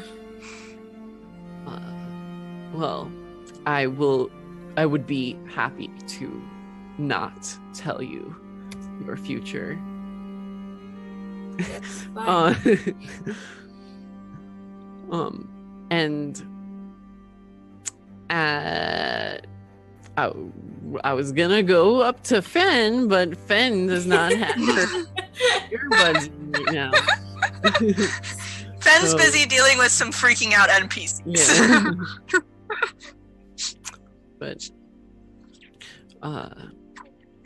yes, well, that's enough about me. I feel like I've already revealed far too much about my work. It's just, boring work talk. Apparently I revealed something earlier, but again, I thought everyone could do it. Yeah, so this has been a very sharing group. It's we've all really opened up to each other quite fast, haven't we? But you just Magda's like, Well, sometimes when you're trapped in the woods with people, it helps to know the people you're trapped with. For better, as she looks at Umiko, or worse. You have a problem, Skylar? Are you okay? Oh no, I'm fine. You're fine. It's fine. We're fine. It's great. You seem really touchy. I don't. I've had to deal in the past with a lot of people who have a lot of comforts that don't know how to share. Oh. And I'm just not a big fan. It's not an attitude I'm a fan of. Okay. Who doesn't really sort of shrugs. I'm gonna pull out a card from my tarot deck, and it doesn't even matter what the card is. I'm just gonna look at the card, and then I'm gonna look at Skylar, and I'm gonna be like, this card means that you're judgmental. But the card said it, not me. Any of your cards tell you that you're a little puffed up? Okay, I'm going to go scout around, and Umiko just like takes runs and starts to leave. So, Umiko, I think that I'm imagining this conversation maybe took place as you're looking for a place to kind of duck into and hide. So as Umiko pulls away up front and she's the first one to kind of see this place. Like I said, 4 walls, like an enclosed space, is pretty rare. Because so many of these buildings have like holes, or like the doors or windows are no longer there, and it looks like a home. You have structures like this. It's just different. It has like sloped ceilings on top, which is not something you see as commonly, but it's very decorative in its fashioning. It has like these reddish brick on the outside, but some of them have fallen out, some are crumbling, and you just see like gray underneath. But it has a door, and it has mostly intact glass windows. And it doesn't seem like there's a wall missing or any large holes in them, which is nice. There's a large like cement slab out in front of them that is a little bit broken up into chunks, but it has like a yard of grass, and it's overgrown. It's weedy and long, but it's something. She walks up to the door and just puts her hand on the door handle and turns it to just peer in. You peer into this space, and it's eerie how it's preserved. It looks ancient. Like there isn't enough trying to explain like the levels of dust on things in here is just dust and dirt and things that have blown in through the windows over time. There are kind of vines that have like reached in through the windows and are like growing on the interior of the walls. But it's interesting. It's an interesting space. It's like as you walk in, there's a kind of a box looking thing off to the left, and it's like a giant square of like, it's broken, definitely, but it is kind of fallen against the wall, and it's just this large like rectangle, like big rectangle that just is kind of like flat and like splintered and broken and like shattered in this like web, but it looks like it used to be like a big box that just sat up on this like dresser top there. And then over to the other side there's this trying to describe things so difficult. You don't even think about the everyday things you see and how to describe them to someone who's never seen them. So yeah, off to the right there's this it looks like a chair, except it's massive. It's like it's long and it curves in this like L shape, and it's like cushy, like it's soft. Whatever fabric was on it is like worn down over time, and it's not like, it's dusty and kind of gross, but Like if you touch it, it has like a little bit of spring to it still. And Umiko sort of looks back at Brent and says, "You're not going to fit. Hang on." And she'll sort of step in to this place, probably like reach out and just again like test the springiness of this thing. And she can't help but get lost for a little bit, looking at all these weird things on the wall and about the place. And she's like, there's like some dust kicks up. And then she sort of pokes her head back out the door. I say, when you're done arguing, I think we've got a place. We're not arguing. I don't understand why you think we're arguing. There's no arguing happening here. I have no idea what you're referring to. Magda's like, we all know what arguing looks like. And she walks into the door and is like kind of looking back at Fen to make sure that, yeah. Whoa. My lady. After you. And Umiko turns to Fen and says, "That's arguing, right? I'm not getting it." No, I'm just being polite. I'm being polite. Love this party dynamic we've got going on. I like to call it snark. My brother told me about sass once. If they're sassing each other. Some more. And then like Umiko sticks their head like through the door, like as they're coming in and say, "Okay, sorry, when you're done sassing each other, can you get in here, please?" Yeah, we're coming. I've got things to do. We're coming. Skylar walks in. We go together at the same time on the count of 3. Okay? I will close this door. Let's just go, okay? Okay.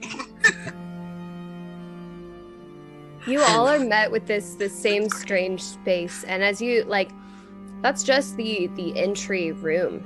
As you go like further in, there's a room that just has like a table with chairs around it. Most of the chairs are broken, but two of them are still like on all fours. One of them's like a little like limp and crooked, but like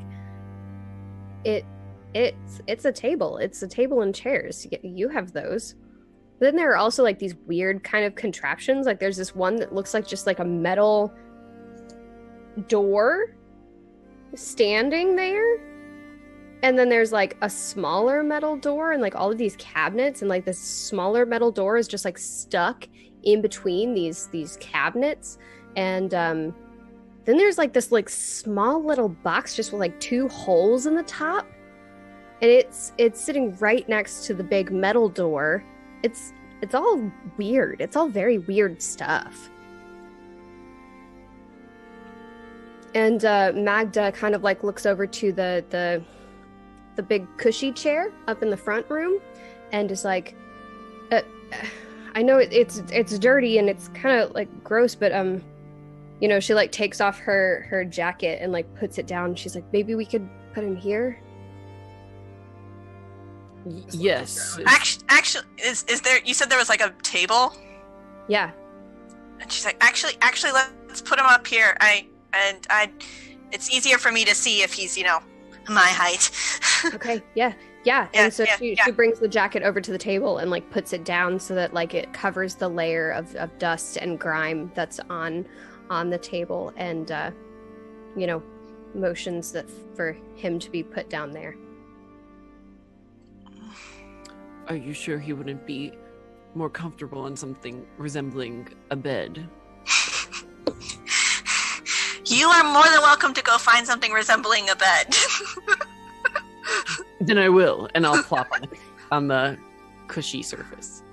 Yeah. Big puff It of dust. resembles a bed. I mean, it's not. It's like a distant cousin of a bed. And he's now propped out on the table. He's looking very, very pale. His breath is a little bit thin and rattly. How much water do we have? Kind of looking around at people.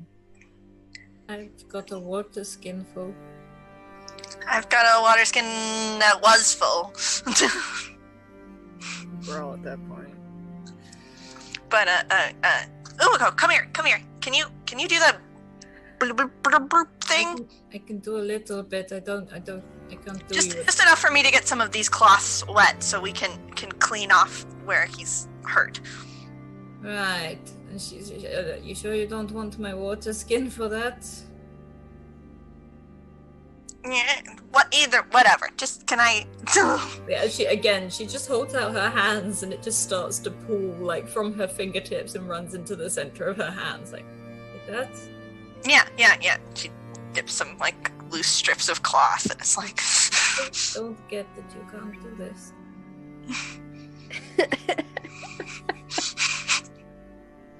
Where'd your What? go? He sat outside munching his way through that overcrowded garden out there.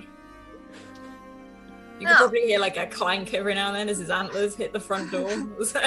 I'll go check on him in a minute, I'm sure he's fine. He kind of like rubs his head against the door. He's like, Yeah. Mom. I'm coming.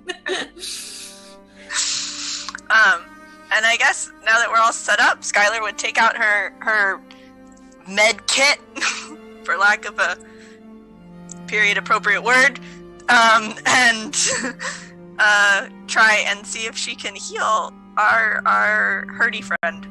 This is a period that hasn't happened, so I don't know what the period Yeah, I don't know what it would be either. So it's okay. We're making them up as we go. Medkit works. Yeah. So tell me like how you're going about this, and if you were wanting to make a roll, how you do it.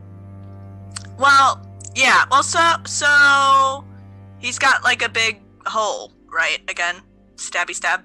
Yeah, it's like a big gash, like kind of a slash wound across the side of his abdomen. So I imagine she would probably be using her Dynama trick to make sure there's not any damage inside other than just the gash, and it's just that he's like bleeding out. And if it's just that he's bleeding out, she would just kind of stitch him up. She probably have got some kind of herbs to deal with the swelling. Okay. Stop the bleeding kind of thing. So I don't know if that's a roll or not. Yeah, so as you kind of like you get these fabrics wet to kind of like to pull them away, yeah? Yeah, to try and clean around, make sure there's no dirt and be able to see. Yeah, so because definitely like his clothes were torn around this gash and they like had kind of like clung to the wound. So as you peel them away pretty easily. Once they're wet, they come away much more easily. And you're able to like clean the area around it and get a better idea of how badly he is hurt. But you do get the impression that he is losing blood. If to know if anything more vital were damaged, that might take a roll. Okay, let's roll to see if there's anything more vital. Okay, let's just do an intelligence a flames challenge of 2. Again, this is your field. You're pretty familiar with this, so we're looking for 5s or 6s for that. Okay, and so I'm gonna use it's flame, so my bonus, my healing bonus, and then since I'm looking for internal damage, my Dynama bonus. Yes. So it's 6 dice. Whoop whoop.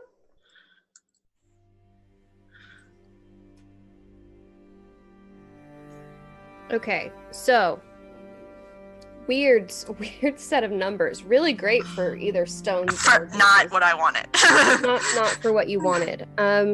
So as you're kind of you're looking at his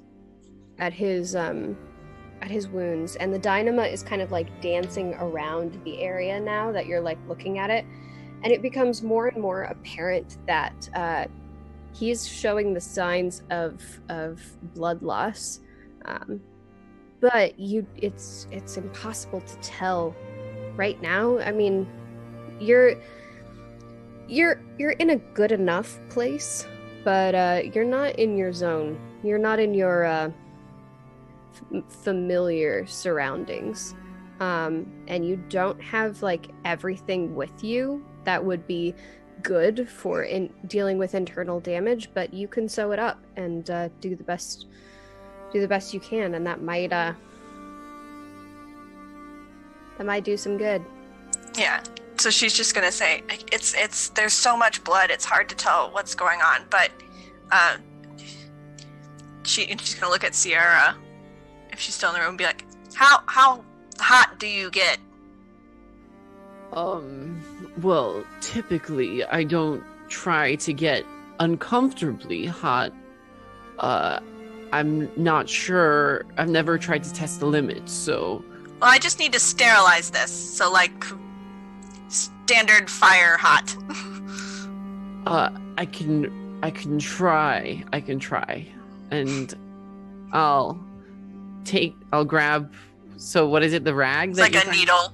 Or the needle. Okay, I'll hold the needle and I'll try to like focus my heat onto the needle.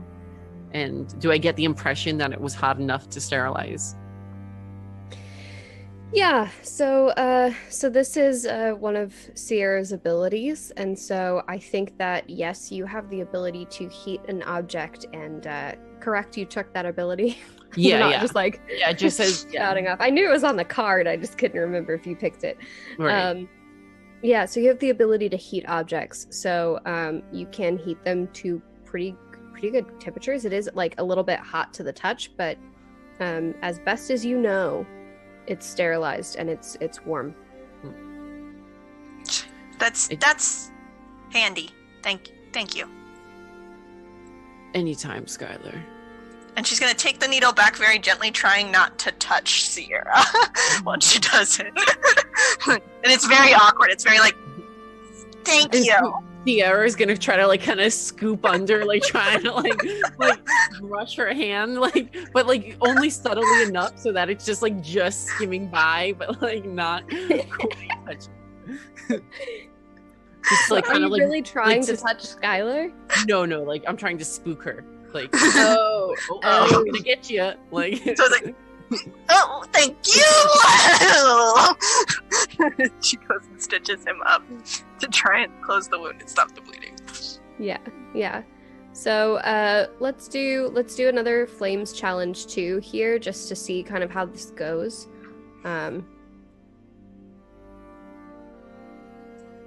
Okay, I'm gonna do the same. Oh, I guess I'm not using the Dynama on the inside, so just the 5. Okay. That works. We're looking for 5s or 6s. That is a 2 successes, but you have an extra. Okay. So 2 successes passes the challenge, and you're able to stitch him up without any worries. The wound is closed. That looks good, but he is still out cold. And Magda's kind of like standing watching, like she's not looking away, like she's watching everything you do. She watched you like pull the cloths away, she watched you clean the area, and she watched you stitch it up, and like she's just like not looking away. But she is kind of like clenching her teeth and just like holding her hands really tightly together, kind of doing like this over and over as you're like doing this. It's a process. It's a careful thing. This isn't something you rush doing. And when you kind of like step back with the needle in your hand, she breathes. Is he gonna be okay? I find that honesty in these situations is best. It's hard to say.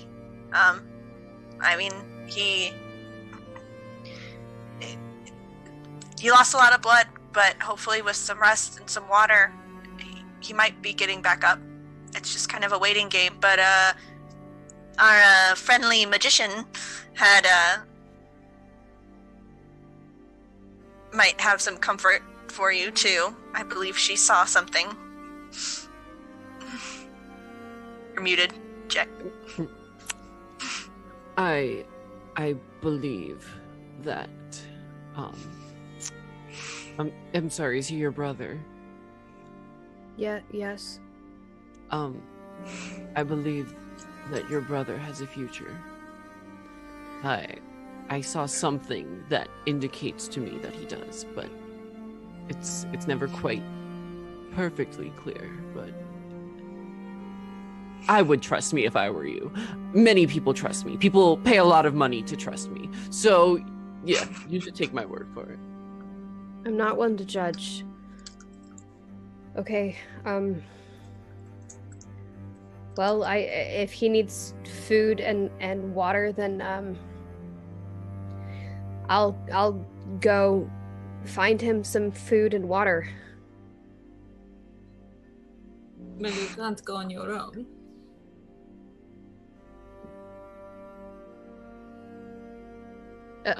I would offer to go. No, I but- don't want you to go. You're absolutely the person I would want to take with me to go find food and water. Go sit on your bed-like thing. He's very much like a bed. I will go with you. Thanks, Emiko. As helpful as I might be, I should probably stay here and keep an eye on him. I appreciate that. Shall we? Yeah. Let's go. And she, like kind of goes over and she grabs her pack where she like set it down kind of by the door. And I just saw chat and I appreciate what we're screaming about. So my fault. Panera Bread. My fault, I'm sorry. I just love Panera Bread. Not sponsored by Panera Bread. It's like, I'm hungry. I discovered it in September and now I hate that my closest one is like Belgium. Can they please be an official sponsor? Like, I will. We can start a change.org petition. Shit. Like, It's like they're like going out to hunt maybe like rabbits, and we're sitting here talking about good sandwiches and soups and such. Mimiko is gonna start a restaurant after all this. Yes. Strikingly similar menu to Panera Bread. and so supportive of D&D players. Like, let me tell Yeah. you. But, okay. So yeah, she goes over and she like pulls something like out of it's like a strapped onto the side, and she like pulls it free, and it looks like a long kind of metal rod that's like one inside of the other, and she like turns it and it locks, and it has like a pointed end on one side, and she's like, okay, I don't suppose you have any ranged weapons or anything, do you? And she just reaches and pulls her staff with her as well. Like, no, we both just have sticks. It's Cool. fine. Actually, Can't you throw that pointy end into another thing? oh, I can. No, I can. I'm pretty good at it too, but well, actually, and she goes over to like Mare's bag, which had also kind of been put next to hers, and so she pulls out this it's like she pulls out this like, it's like a blow dart basically, like it's has like these little darts and like a little pouch, and it like unfurls, and so she just like goes ahead and sticks that in her pocket. She's like, I'm not very good with them, but You can try. yeah, might be helpful to have. And she like looks through the bag for a second, and she's like, I don't know if he, oh well, we'll figure it out later. And she stands back up and comes to meet you at the door. And the two of you head back out into the yard. Yeah. Umiko will like peer back in, probably look at Fen and do like that, and at both Sierra and Skylar. So I will leave the front here. You should alert you if anything comes too close. We'll see you soon. You should just close the door behind them. So, for Skylar, Sierra, and Fen, who are staying behind, what do you do? Fen's like very cautiously checking out this place, like was hovering around the door for a little while, and then when I didn't hear anything, kind of started puttering around, maybe looking a little further in. Yeah, so further in, there are a number of other rooms, each of them containing different objects. Some of them are foreign, some of them are like recognizable in that like they're not like what you use in day-to-day life, but they're close enough that you can kind of figure it out. And there are a number of rooms in this house. You count, I think, six or so more rooms off to the... Some of them are smaller. Some, like, there's one that's just like a door, and then it has shelves behind it, and that's it. Not very useful.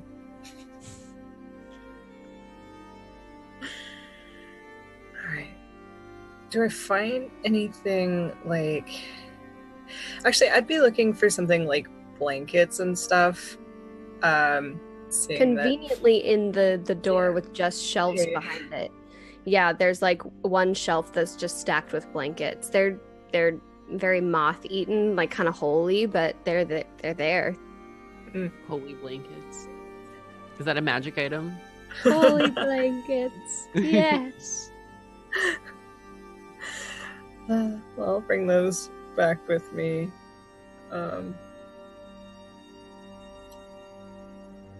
Yeah, besides that, all I can really think of is maybe like containers for more water eventually. But yeah, I'll just bring those back and kind of pass one to Skylar and Sierra. Oh, I won't be needing this. As Alright. you've seen, I'm quite hot, so blankets are unnecessary. Yeah, but if you roll them up, they make a real nice pillow. You are very resourceful, Fen. I like you. When I wrote that ability into the card, I didn't realize how many hot jokes would come from it, and I should have. I just didn't. Oh yeah, no, that's gonna be like the whole campaign. So brace yourselves. How hot Sierra is. Ooh. Yeah. Oh yeah. If that doesn't actually happen at some point, I'm gonna be upset. Like, Oh yeah. Sierra. Her time will come. Her time will come. It's a matter of time. Yeah.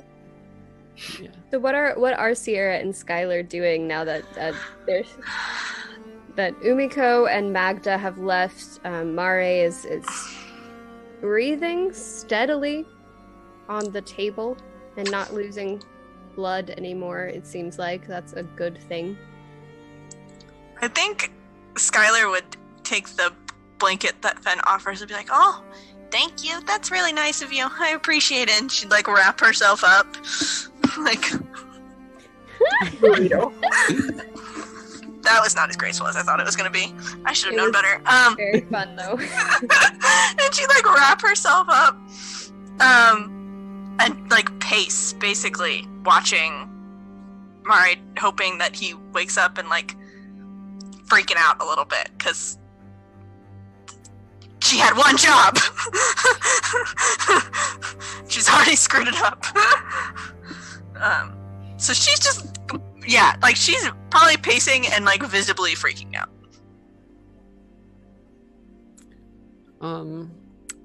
Sierra is realizing that she won't be able to do her nightly ritual, and that's a little concerning for her. So she's probably gonna take, she has a shiny dragon scale now. I was hoping to save this, sell it later, but desperate times call for desperate measures. And she's going to use her shiny dragon scale as a hair comb. because this hair requires a lot of maintenance. Like she's got a lot of hair, like a thick head of hair, like, and it's like super silvery gray, and she's got a brush. That's gonna be the night. Like that's it. That the next 3 hours. Yeah, because it's a little bit more tedious with a dragon scale than it would be with a comb. Yeah. And yeah, it's it takes a little while, and it's kind of funny too because like the dragon scale is just like it's kind of like comes to a point, so you'd have to kind of like saw through some of the knots and tangles because it did get a little bit tangled just in the action of earlier. Whenever you're fleeing things, hair does not love that. So it is kind of time consuming, but this cushy bed-like thing, the cushy chair, is more comfortable than some of the chairs you sat in. It's like if chairs just were like pillows propped on top of chairs, and so you've been on beds with just like pillows before, and it feels a little bit like that, like pillows on the back, pillows on the seat of it, and it's not bad for being stuck in the wilderness. How's your floor over there, Sierra? I mean, Skylar. Sorry, I was thinking about myself. As per usual.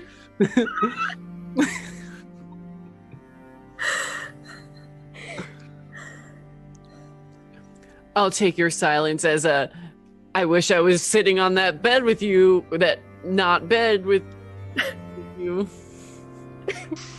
I just sort of like, okay, kind of look.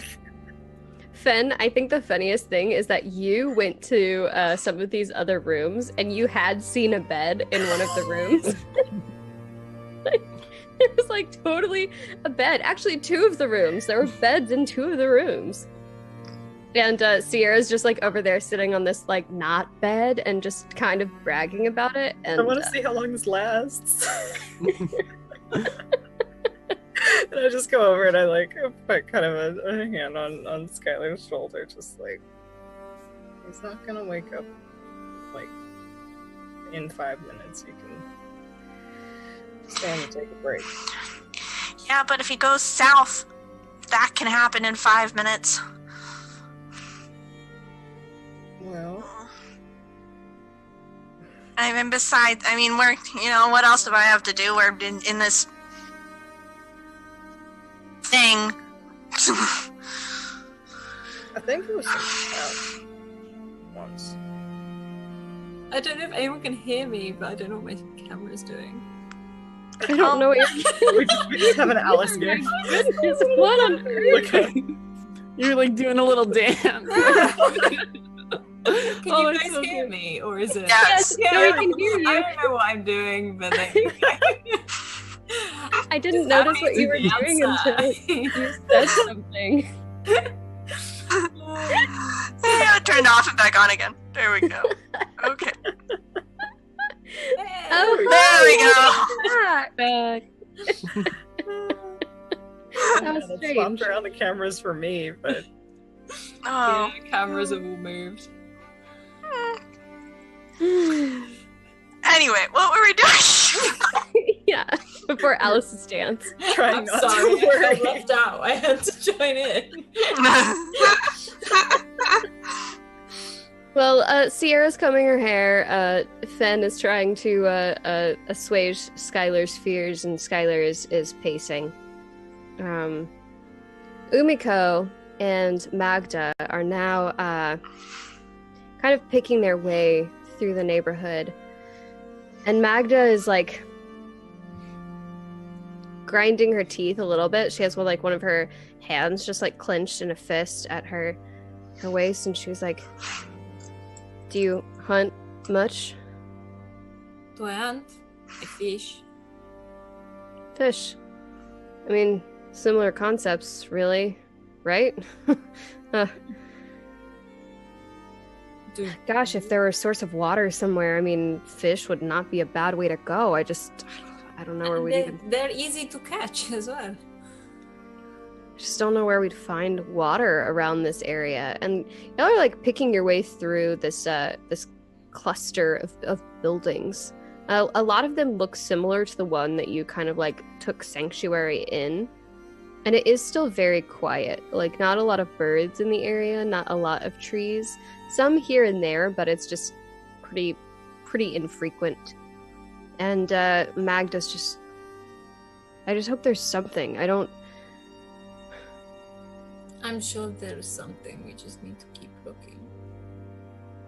Yeah. Yeah, I guess I haven't ever seen him like that before, you know?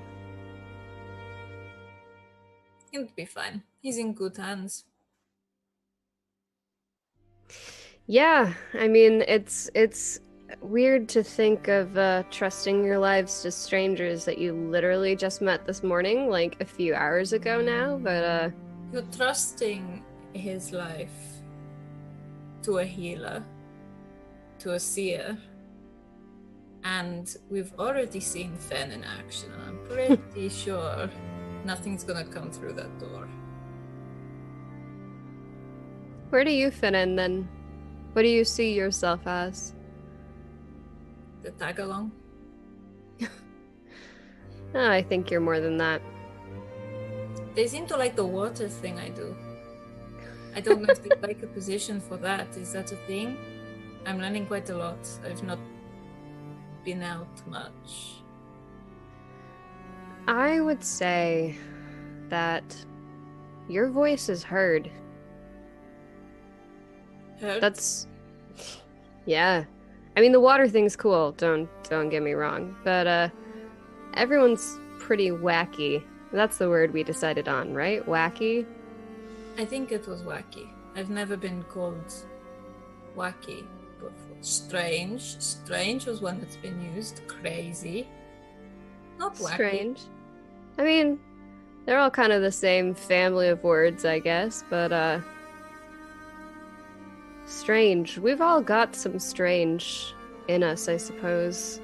Mare does too. Everyone's a little bit different.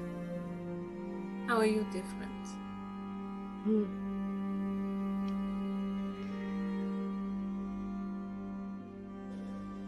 Look, you can't be that weird. I've got a frog in my pocket. Okay? Yeah, I'm not that weird. It's Wacky. more that I just never really talked about it much. That's And- okay. I thought everyone could do it until about half an hour ago. I can't do that. I really can't. It's funny. You go your whole life with these abilities, and one person reacts negatively to them, and it sticks with you. I haven't actually talked about what I can do, or even done what I can do for a long time. I feel like that's probably about to change. I may have to get over myself. We're literally who knows where from home, in who knows where, trying to find who knows what way. And Emiko puts like this really damp hand on like her arm. It's like, you don't have to tell anyone what you can do. Surprise them. Why not? Just use it the right way. Though I am now wondering what the others can't do that maybe I can do, and what they can do that I can't do. It seems like everyone's pretty different. Yeah, That's you're cool. very Dry. Yeah. Yeah. And she says Mare too. I mean, Mare's much more open about it. I'm sure if you really got him to talking, he'd tell you just about everything. Probably about me too. Much to my dismay, but he's not really doing a whole ton of talking right now. That's what brothers do. They're daft. Yeah, I don't know what I'd do without him. And she just sort of nods quietly at that, but she's just... And she kind of like grips the spear staff kind of thing that she has, and she She says, yeah, thanks. You know what I said about your voice being heard? Yes. I'm not normally quite quiet. I'm surprised they were listening to me. I don't get to talk much.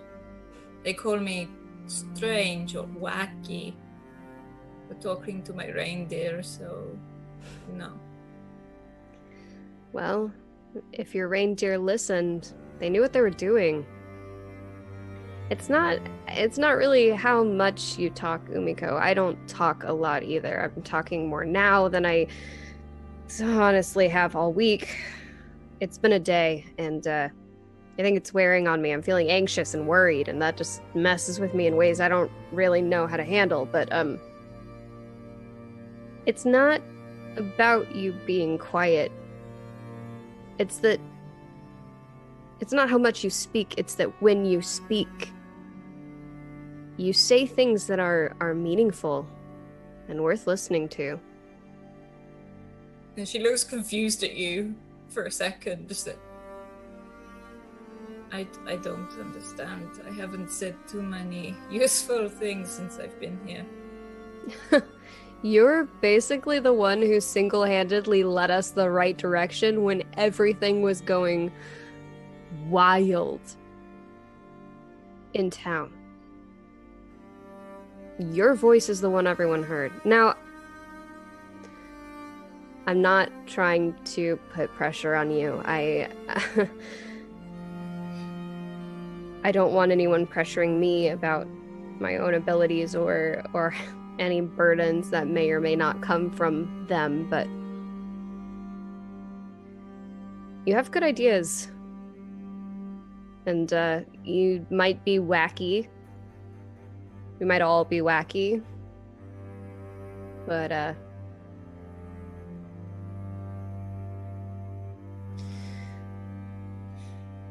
You say burdens. I say gifts. see, you just did it. That is exactly what I mean. And like she again looks around her head a little bit, like she has to like walk away a second to just be like, ugh, that is exactly what I'm talking about. I still don't get it. That's okay. You don't have to. I don't want anyone pressuring me. I'm not gonna pressure you, but just... No, I'm not pressured. I just want you to know that I appreciate what you've said, and I think the others do too. Well, thank you. Normally the only other person I get to talk to is this woman who lives down the road who makes pie. It's not a good pie, but she's very curious about many things, but... Oh. Talkative? Over the top. Intrusive. My brother did not like her. Ugh, I know the type. Can't stand them. There are a couple of them in the marketplace. Gosh, sometimes just shut up and enjoy life, okay? Oh, she's loving life, but she's loving everybody else's life as well. She's a right natterer. And Magda kind of laughs, and you can see kind of some of that tension coming out of her shoulders a little bit as you kind of carry on this casual conversation. The two quietest members of the party kind of talking to themselves in this quiet expanse of a neighborhood. Back at the house, what are the others doing? It's about an hour has passed at this point. I think after it was still not chill, I just kind of like steered her towards the door, and we're like, okay, we're gonna go pet a big deer now, and we're gonna feel better. No. I want to find Brooke. Imagine he's not far. I'm just like pushing Skylar along. We're gonna. Don't feel better. Okay, I don't know. Okay, and I imagine like this looks funny because like Skylar is like maybe on a good day with a strong pair of shoes 5 feet tall. Like, and I imagine Fen is like, there's no way that she is gonna not do what Fen's telling her to do. Like, she probably has to talk to her like this. Okay, I mean, that's fine. Well, is this supposed to help? Yeah, no, see, you put your hand, you pet the nice soft thing. Yep. And I like to say hi to Brunt like how you do with horses. You like stick your hand out like very flat so that they sniff you. And I hope that he is chill. How does Brund deal with people generally, Umiko? Brinda's pretty calm. He's very like serene and calm. He only gets like riled up when he can sense something is a bit too near. However, if you accidentally catch like his fur or tug on his fur, he will do like that click and try and like bite you with his teeth, but won't actually bite you. If anything, he just like, if you're giving him like a good scratch, he'll probably like. To him, it's nuzzling. To you, it's I'm being attacked by an antler. It's not a good, comfy thing. I don't know how this is supposed to make me feel bad. Thingies, Staggy, do your thing. Sierra, what are you up to? At this point, Sierra's probably gotten a little bored of brushing her hair, and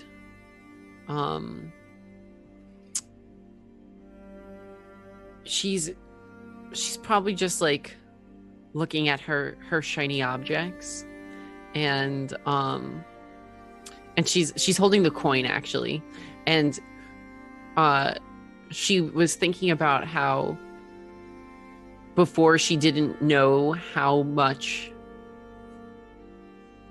potential she had in terms of her power to heat objects. So right now she wants to really like test the limit and channel as much heat as she can into this coin and see what happens. Okay, yeah. So you're using the coin that you picked up earlier?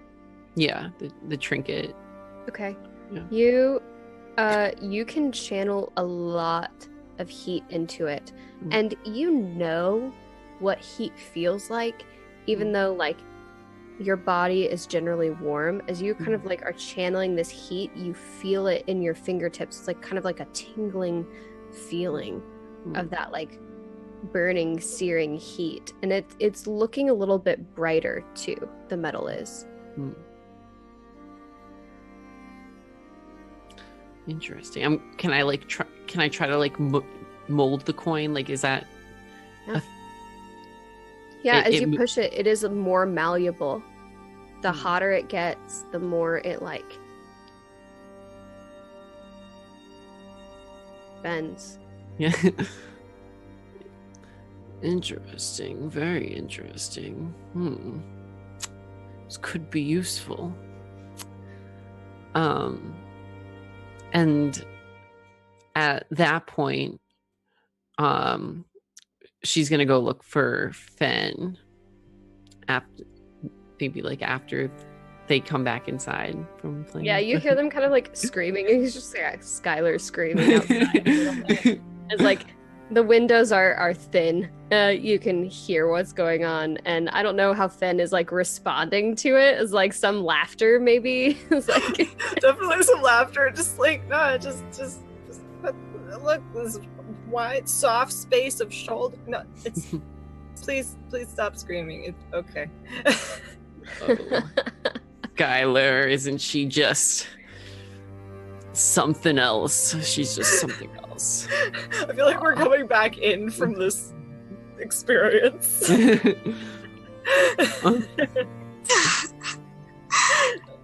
But Fen, I have some questions. Sure. So your arm.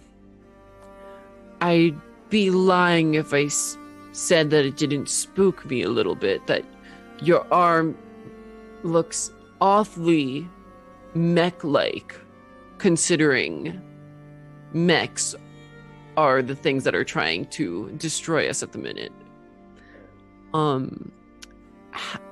Just some kind of explanation would be appreciated. Just out of concern for my safety and the safety of the others. Well, unless I decide to turn it against you, nothing's gonna happen of that sort. But,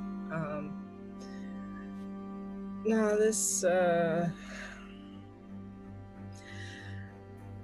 guess upgrade when you lose something, you try and replace it with something better, and this way I got to take the fight to them.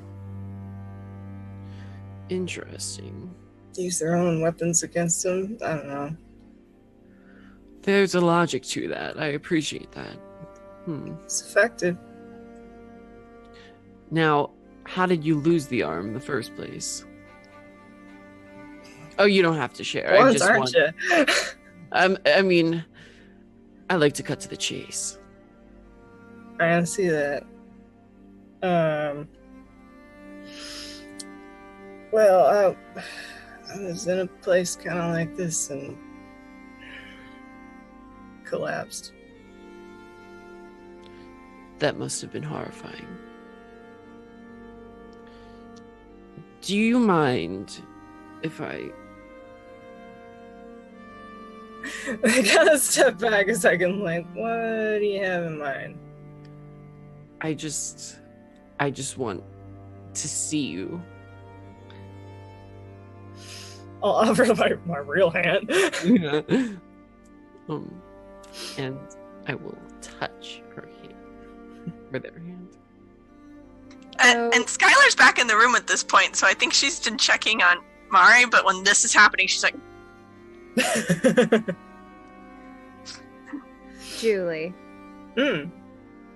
I would prefer that for Sierra's ability here, you share a moment from Fenn's past. Just a flash of an image. It can be at any moment in time, but I would feel more comfortable with you sharing a glimpse of Fenn's past than me.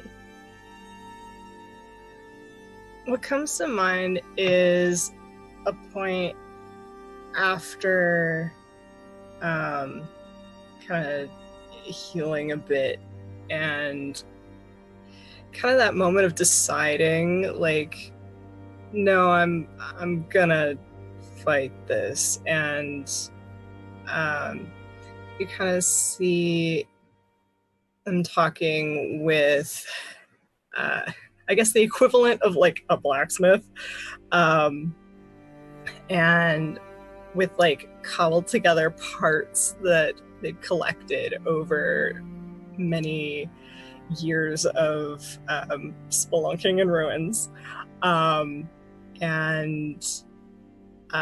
So the first kind of draft is very rough, and you can tell it's taken several iterations to get to this point where it is now, but you just get this feeling of just like determination and like, yeah, no, I'm sick of waiting.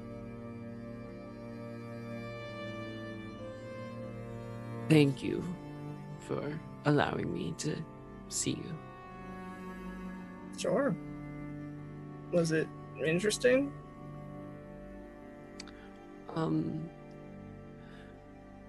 Perhaps. It usually context helps, but it was interesting enough. I feel like I know you a little bit better now. Oh, great. But I also wanted to thank you for being such a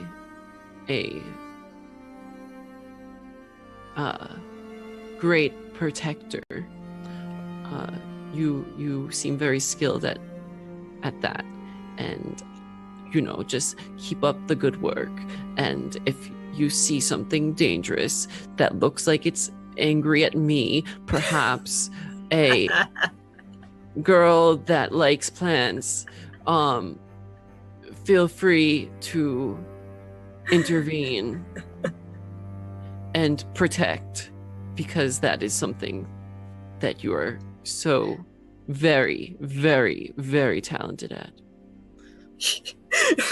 His reaction went from like very touched to very amused. It's a mix of the two. and they're just like, I don't know exactly how much damage the one you have in mind can really do to you, but I'll keep that in mind. My intuition says that there's more to her than meets the eye, so don't get too comfortable. Skylar's like chopping up herbs with a knife. Also, it tends to be kind of impolite when we're talking about someone in the same room with us, but we're gonna wave over at Skylar. And I'm gonna do like that, like, Oh. like we're friends, but I actually hate you. So That's cold. again. Yeah, This is the definition of frenemies right now. Get along now. I love it. And Skylar's just chopping. Skylar is just chopping, and there's that kind of like wave from across the room, and that knife is like clanging against these herbs and this counter. Yeah, exactly. And you hear Magda. and Skylar stops everything and runs over. And like he is like his eyes are very like glazed, and he's not really like focusing on anything, but you can kind of see them wandering around the room, and he like his head rolls up and he makes eye contact with you, and he just, where's Magda? She take it easy. And you've been hurt. Magda will be back in a little bit. She went to go find us some food. Do you need? And she takes out her water skin. She's like, here, have some water. Drink some water. And he like, kind of like very slowly, he's like very out of it, but like as you kind of pour water and like kind of tilt his head up a little bit so that he can like get it, he can swallow it. He swallows a little bit, and he's just like, food should sound good, but I am not very hungry. Well, my stomach hurts. Yeah. Saw my stomach hurts.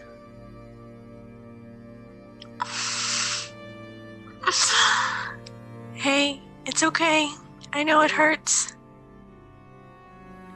I'm gonna go back to sleep now. And then he like he passes out again. He has like a little bit of water that just like kind of like drools a little bit as he like goes back to sleep, but he's breathing normally. You can see like a little bit of color is returning to his cheeks.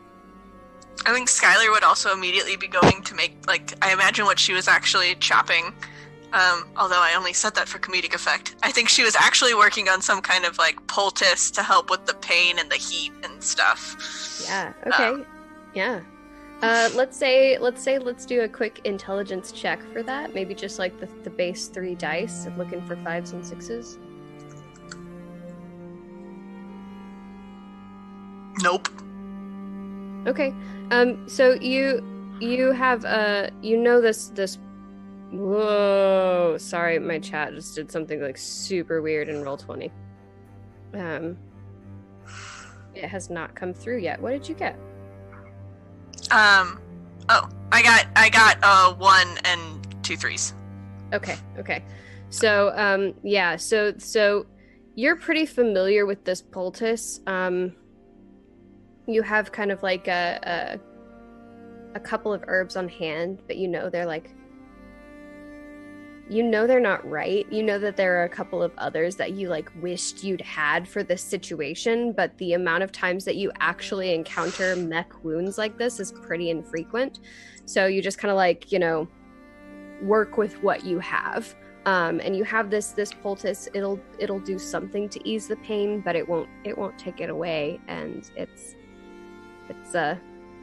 it's not your best healer work, and you know that. It's the ingredients you have.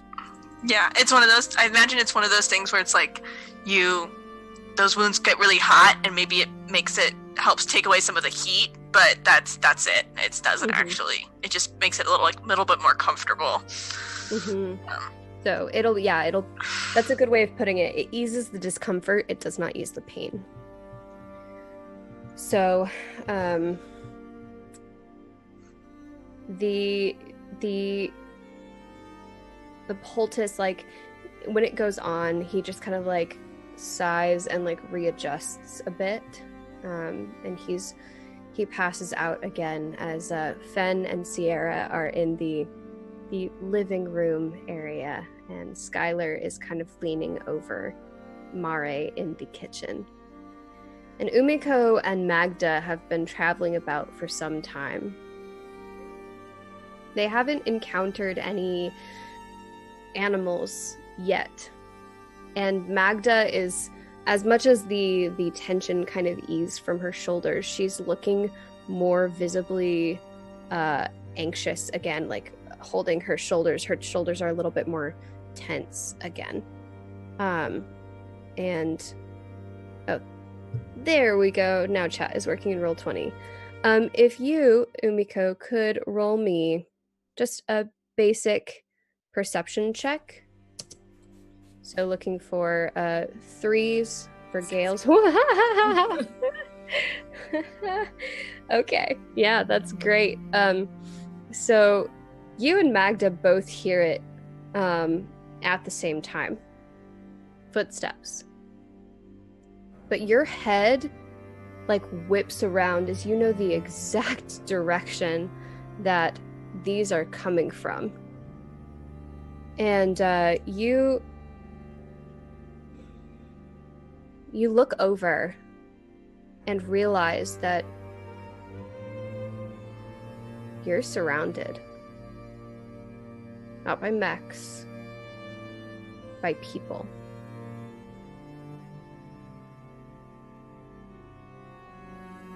They're in the walls. They're in the spaces between the homes. Not many. And you know, with that check, there are about a dozen of these people.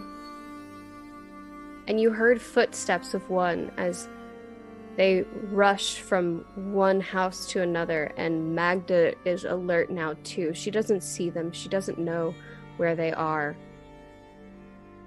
But she makes eye contact with you.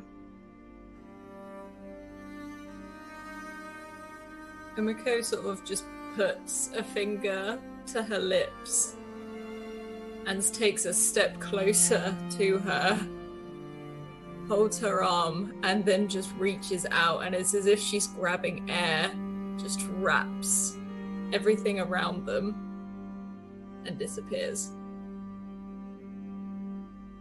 And that's where we're going to wrap the session for today. We'll come back to find out what happens next week on Dynama. Woo!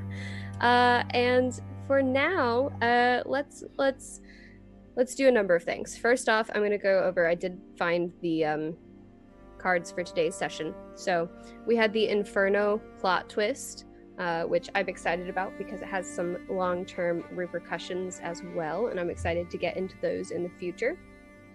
But for today, I'm actually not going to reveal the boss card yet either for this one, even though it was kind of a smaller arc. But the boss card has not entirely come into play. We just kind of see it coming up there at the end. But the theme we have for today is the assassin, which is someone has been wounded by mechs. So that was an interesting situation. And when I kind of drew that card, I was like, oh, great. Okay, I just they all made it through seemingly unscathed. So I had to kind of decide if it was going to be someone in the party or someone else. And then we also had the tome for the location, which is the ancient and ruined city. So next week I'll talk more about what the boss card is and kind of what that gives in the way of details for the story. But for now, we'll go around and we'll talk about who each of the players are, one thing that they enjoyed from the session today, and also where we can find all of them on the internet. We'll start with I put my thing down over here. We'll start with Julie. I almost called you Fen. Either works. Hi, I'm Julie. I go by J Grave Art online, just about everywhere. I mostly do art and yell about D&D, and or other RPGs. So, yeah, something I really enjoyed tonight was, honestly, just getting to into the RP among the party was really neat, and just having that little bit of conflict is very fun. I like being in the middle of it. Privy to it and just be like, okay. But yeah, I'm looking forward to this whole situation. Yeah, I don't know how far everyone is away from each other right now. But yeah. Yeah, I think that's there's a lot of unknowns, and I'm excited about what that portends for the party. So we'll hop around to Kelly. Hi, I'm Kelly, Kelly Lane on Twitter. This was fun. If you couldn't tell, I was having a really great time. Jay and I, just so chat knows, we talked last week about how there was definitely going to be some tension given our character sheets, and we were both like, bring it, and I think we did. It was definitely. That was my favorite. Everything about I'm super pumped to have that tension play along, because it is kind of, I like that it just evolved to be this teamwork but tension. Right? I think that's a great place to play because it adds some dynamic to the group, but it doesn't throw in so many wrinkles that it's an issue, and it's just going to be fun role playing. You can find me here on Scratch Channel a lot. Tuesday nights, 10 p.m. EST, Curse of Strahd. Alice is in that with me too. And then, yeah, you can also find me starting this Saturday at, I believe it's 4 p.m. EST on Wandering DM, playing Go West, a Pulp Cthulhu game set in the New Mexico territory. Very excited about that. It's going to be a good time. And, yeah, that's me. I love this game, Renee. This is fun. This has been great. I'm glad. Jay, how about you? Hi, I'm Jay. Online, I'm Jay Guns Gold. Well, just building off what has been said, last week we didn't really get to see our characters interact with each other much, and we definitely got a lot of that this time, and I'm loving the dynamics. Also, that scene with Umiko and Magda. Yeah. It's gonna be a while. I'm the worst with names. So, but that scene with Umiko and Magda was it was just great. Both of you guys killed that scene, and I was thoroughly entertained. So that was definitely one of my favorite moments. But also, I'm loving the bickering with Skylar, and I think it's hilarious and just fun. And yeah, that's great too. So just all around, great. I feel like these exit monologues became so much harder the second I started storytelling a game, because I just want to talk about all of my favorite things that y'all did, all of them. I wanted to talk about I feel all of them. That was the cheapest you know, I was like, what's your favorite moment, Jay? And like, I just listed like all the moments, you know, so. Yeah. Can I just recap the whole The entire episode, yeah. I love it. It's fantastic. So, hi, I'm Renee Rhodes. I have been your storyteller today for this game of Weave by WeaveSociety, which I am falling more and more in love with every time I play. This is Dynama, a playset for Weave, which I wrote and is a work in progress. But that's part of one of the reasons this game is so great for me, is getting to see some of the elements in action and see how they affect the world and how the story is going to be woven together. So I'm very excited for the future. I am going to send all of my information now to, because I can be found on Twitter at RayDeanneR. I can be found other places at RayDeanne, including on Twitch, where I'm now a variety streamer as of like yesterday. Well, technically a little bit before that, but officially as of yesterday when I launched my Twitch stream and played Kingdom Hearts for 5 hours. It was great. I had a lot of fun. So I'll be back doing that more tomorrow afternoon, I think at like 5 p.m. Eastern time. I'll be chatting and playing some games. So really looking forward to that. Then I have a podcast. It's called Fate and the Fable Maidens. It's an all-women, family-friendly D&D podcast, and it's lighthearted and fun. We're getting to delve into some character backstory now, and I'm really excited about the emotions that will come along with that. I'm going to be at PodCon this weekend. If anyone is going to be there, you can find me there with actually the rest of the cast of Fate and the Fable Maidens. It's going to be a great trip to Seattle for all of us. And then you can also find me on Nerd Immersion, alternating Mondays, playing Rid, my changeling monk warlock in D&D Rise of Tiamat. Then Tuesdays, you can find me on Encounter Roleplay, playing Call of Cthulhu as Lois, my scientist climatologist, who's really looking forward to Antarctica and has no reason to believe there's an evil, dark, deep one abiding there. Then, of course, here, Dynama on Wednesdays, which I am loving so far. It is a series of firsts for me, including the first long-form stream game I've run, first long-form game other than D&D I've run, and first long-form game I've run for anyone other than the podcast. So it's a number of firsts, and I'm really glad it's going so well so far, and I have this great cast to thank for it. Like, look at all of them. They're so wonderful, and they had so many great moments today. Like, the Sierra Skylar tension is fantastic. Okay, this is me going into my fangirling favorite moments now. The Skylar Sierra tension is so fantastic because I love when parties don't just like naturally fall into this cohesive, okay, like, yeah, we're on a quest now, let's figure this out. Because it's like, they're all people and they all have differences and they all have kind of different goals and reasons for being there. And I love seeing that actually like fleshed out, and I'm interested to see how their relationships grow.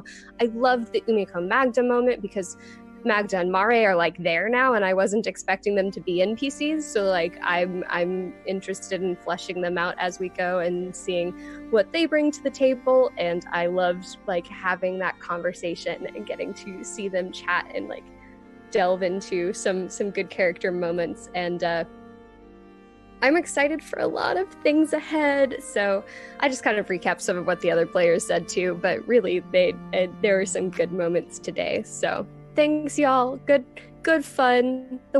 This little wacky group. So I'll hand it over to Alice now. But thank you. Thank you. We are going to go and raid. We are Nerdsmiths, so we're going to send all the love over there. First of all, Discord. Go hop in our Discord. It's full of wonderful people. Please go check it out. Twitter, if you would like to get into a game, please drop Scrap a DM over on Twitter, and we have 5 viewer games, so we will try and pop you in one of those. It does fill up fast, so quick. I know on some of them are already booked all the way up till March. So yeah, jump in there.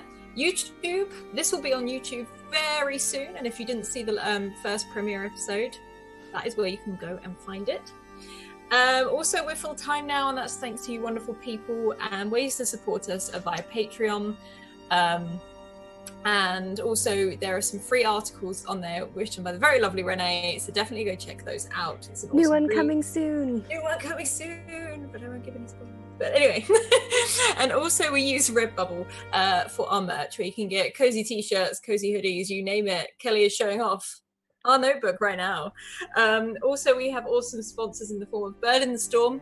You can see links to their merch below, and we're doing some work with them for something really exciting in season 3. And also Mage Hand Press, which you can see from a campaign last season and this season, which I'm super excited about. Other than that, we're going to go and raid.